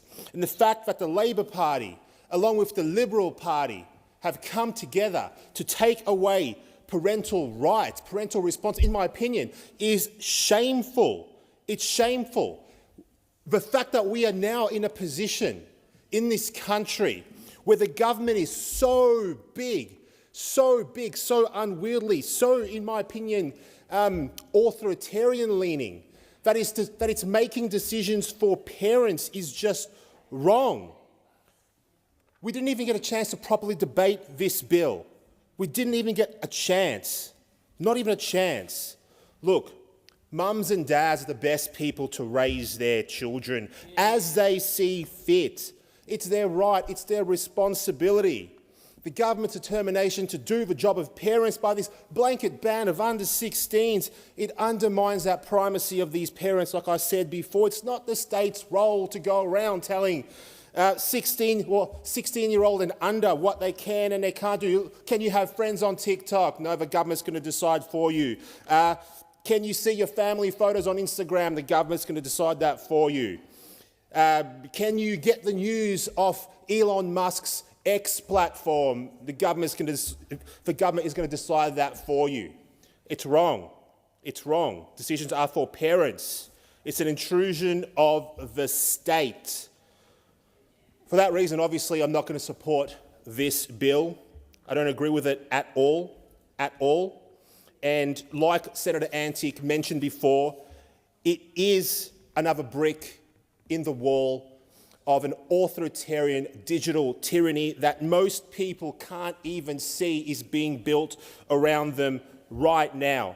In my opinion, this bill's got nothing to do with kids. Like Senator Canavan said, parents doesn't even appear in the bill at all. It's about building that digital prison. It's about age verification for everybody in the country. Now, we all know, whether the minister will admit it or not, that digital ID is the foundation of a coming social credit type system. Combined with digital currency, in the future, you are enabling a system right now where the government will be able to control every single facet of your life and what you do online. We are slowly creeping towards this totalitarian state. Very slowly creeping towards it, but it is happening. It is happening. At the end of the day, this bill is obviously ill-conceived. We're spending money on this. We're going to spend time on this. It is going to be a failure of a bill. If you really wanted to protect kids, if you wanted to protect them, what you would say is, let's put some programs together where we can help parents, where we can teach parents, empower parents to make better decisions for their own children. Because at the end of the day, parental responsibility rests with parents, not with the government. Even though you've all come together, well, most of you have come together to rush this bill through, I want the record to show, I want history to show that Senator Ralph Babet from the United Australia Party was against this bill and he'll vote against it. 6 minutes, unless Senator Colbeck wished to speak. Senator Colbeck. Thank you, Deputy President. Thanks, Senator Canavan. I'll keep it quick because I know that you might have some more things that you want to say. If you want an example of how not to legislate something that is important and of moment to our community, have a look at this piece of legislation. Have a look at this piece of legislation. Arrived in the Parliament last Thursday, 4 hours into Senate inquiry on Monday night, and we're expected to pass it with effectively very little debate in this place. And quite frankly, the legislation deserved a proper parliamentary process, and this government shows its disrespect for the Parliament and also for the Australian community by trying to shove it through in the way that it has. As many across the chamber, and I'm surprised to see some of the coalition, if you like, that's opposing this legislation, have said, it really hasn't had the work that it needs to be done. This is a genuinely important issue for our community. A genuinely important issue for our community. I don't diminish for a moment the pain and anguish that people have felt through the impact on their children and their families through online bullying. I don't diminish that for a moment. I feel it.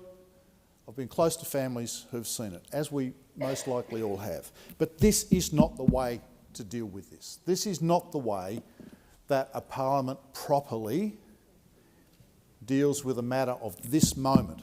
The concept of excluding a huge swathe of our community from a form of communication just does not sit well with me.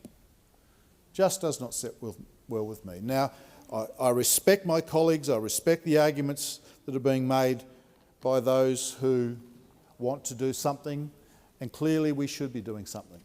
But this is not the way to do it. This is not the way to do it. And in that circumstance, I cannot vote for this legislation. It should not be rammed through in the way that it is.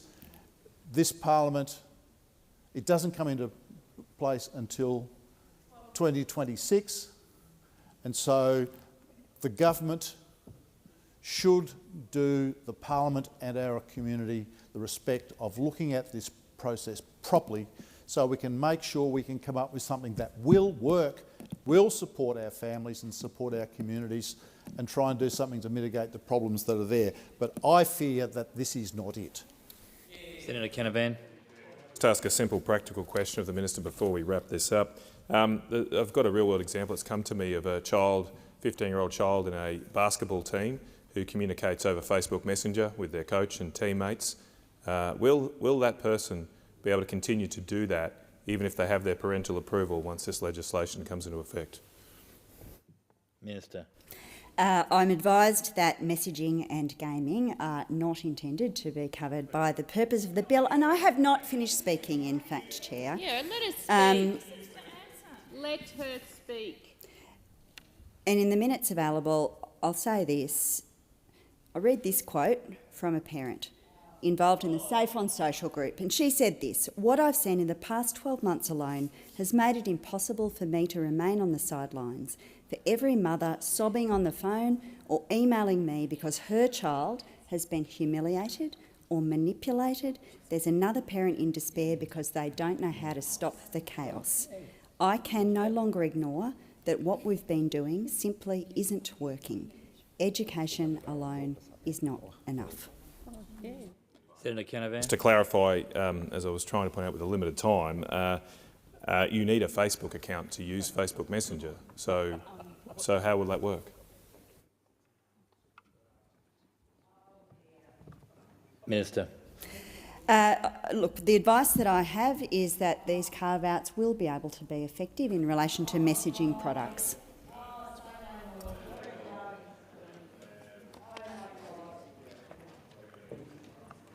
Senator Canavan, thank you very much. Just in the final 20 seconds, I know, as I say, this live stream, I mentioned, up to 45,000 people watching now. They're obviously very disappointed with the process this place has gone through. I think it's not the finest hour for our Senate to guillotine a debate of this nature, of this importance to so many Australians. There was no need for this rush. Absolutely no need for it. We could have done this next year. Could have still had the start date that's intended. It's a real shame. It's a shame that we've got to this state in the Australian Senate. The time has expired. Senators, order. Senators, pursuant to the order agreed to earlier today, the time for consideration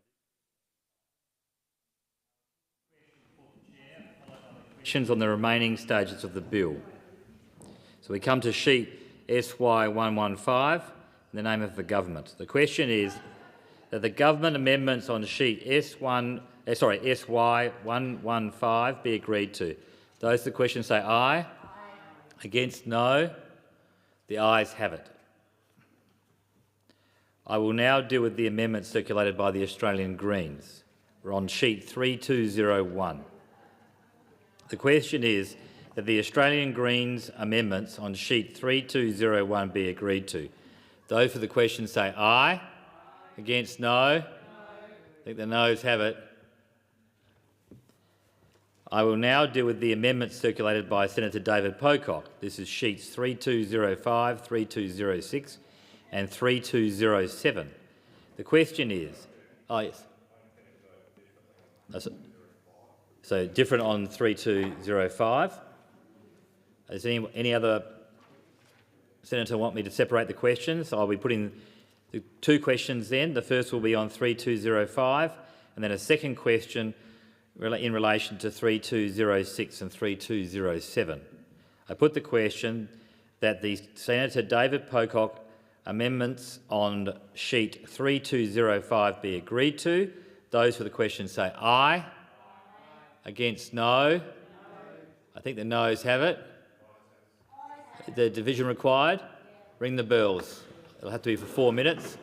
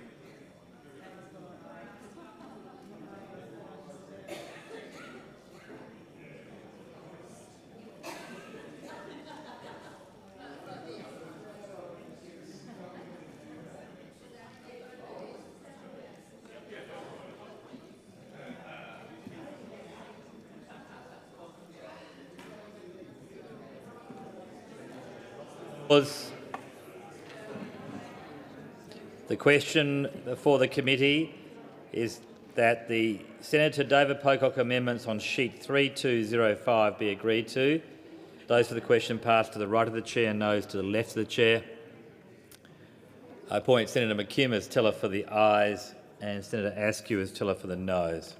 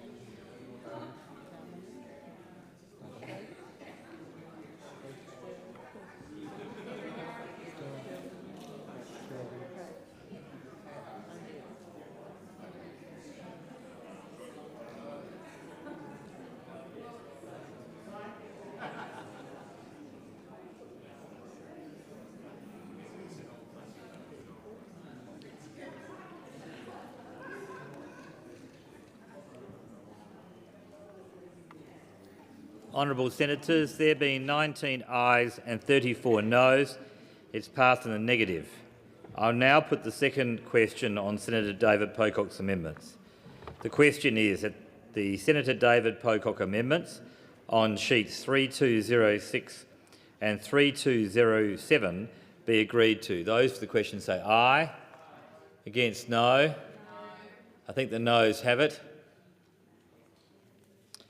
I will now deal with the amendment circulated by Senator Canavan. So we come to sheet 3181. The question is that item 6, Schedule 1, stand as printed. Those for the question say aye. Aye. Against, no. The ayes have it. Do you want a division? Division required. 1 minute bells. Ring the bells, 1 minute.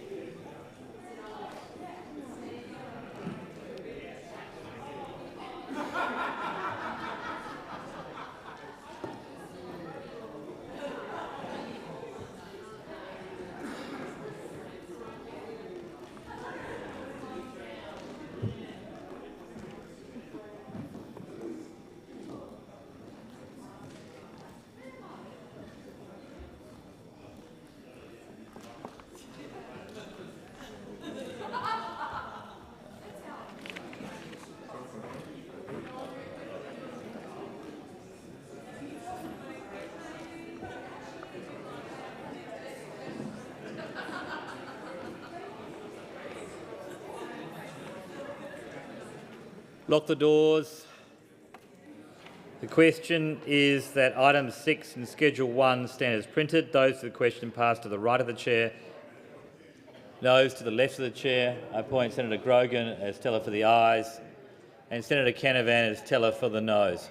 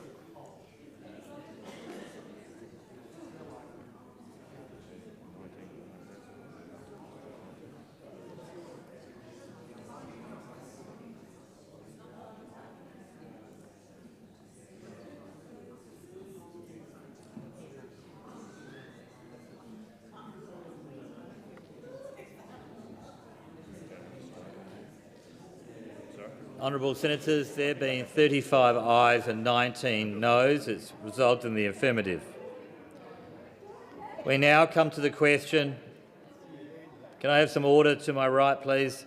The question is that the remaining Senator Canavan amendments on sheet 3181 and the amendments on sheets 3180, 3181, 3183, 3195, 3215 and 3261 be agreed to. Those for the question say aye. Against, no. The noes have it.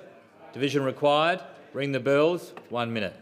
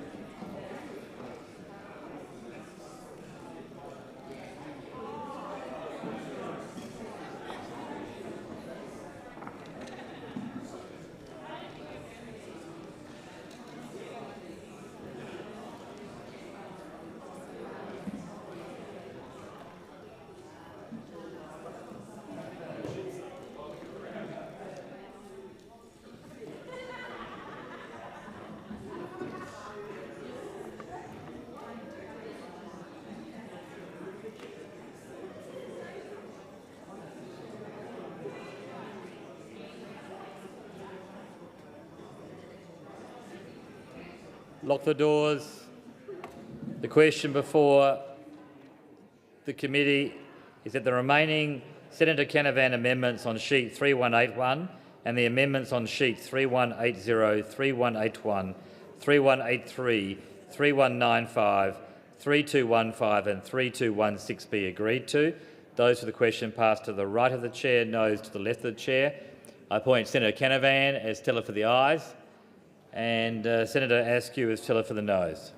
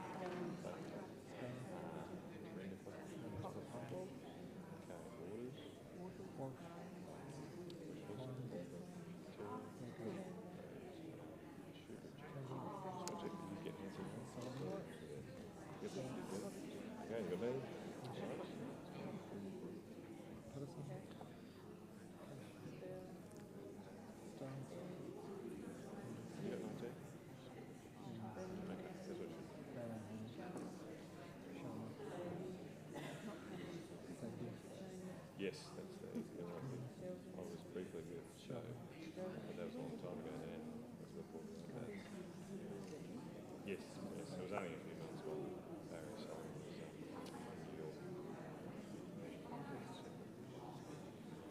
But I haven't really a long time.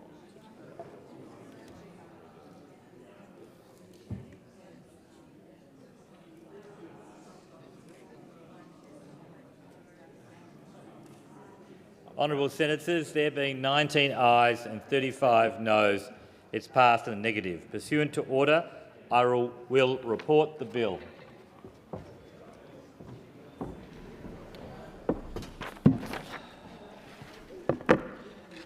Honourable Senators, the committee has considered the Online Safety Amendment Social Media Minimum Age Bill 2024 and agreed to it with amendments.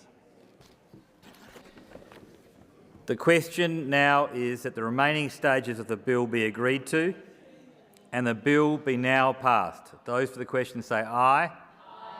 Against, no. I think the ayes have it. Division required. Ring the bells. 1 minute.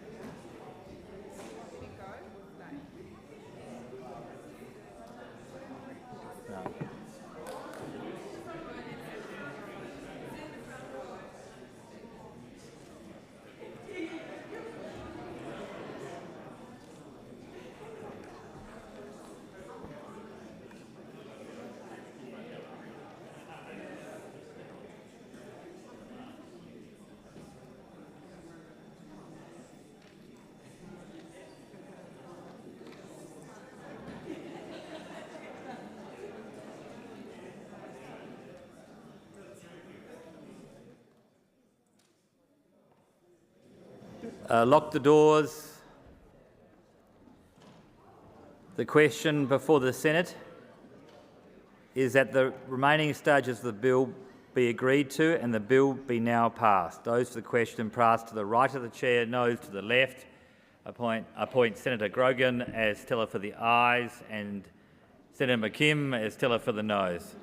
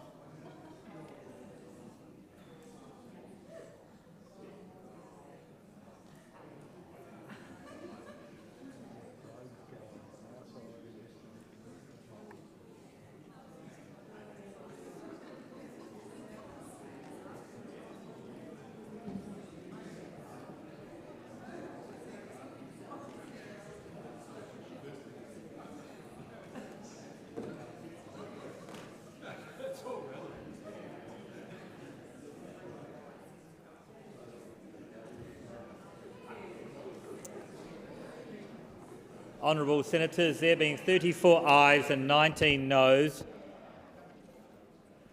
it's passed in the resolved in the affirmative. Clerk. Bill for an Act to amend the Online Safety Act 2021 and for related purposes.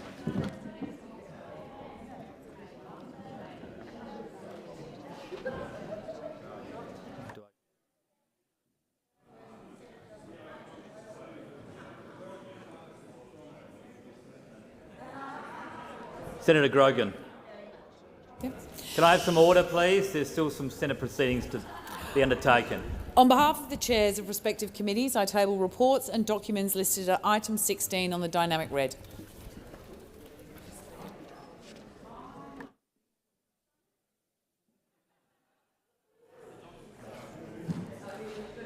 The President has received letters requesting changes in the membership of committees. Minister. Thank you, Deputy President. I seek leave to move a motion to vary the membership of committees. Is leave granted? Leave is granted. Thank you. I move that senators be discharged from and appointed to committees as set out in the document available in the chamber and listed on the dynamic red. I put the question. Those of the question say aye. Against no. The ayes have it.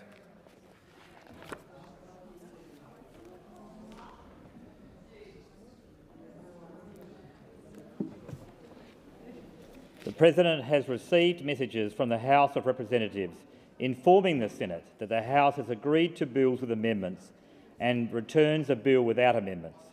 The details will be published in the Senate journals.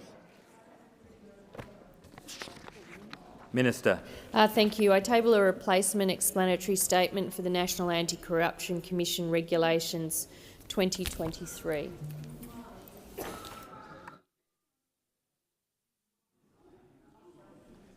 Minister. Thank you, and this will be the best news for everybody here this evening. I move that the Senate at its rising adjourn till Tuesday the 4th of February 2025 at midday, or I'm very happy to be bringing you this good news, or such other time as may be fixed by the President, or in the event of the President being unavailable by the Deputy President, and that the time of meeting so determined shall be notified to each senator, that leave of absence be granted to every member of the Senate from the end of the sitting today to the day on which the Senate next meets, and that the Senate do now adjourn. I put the question. Those for the question say aye, against no. The ayes have it. The Senate stands adjourned and will meet again on Tuesday, 4th February 2025 at 12 noon. Happy Christmas and Hogmanay.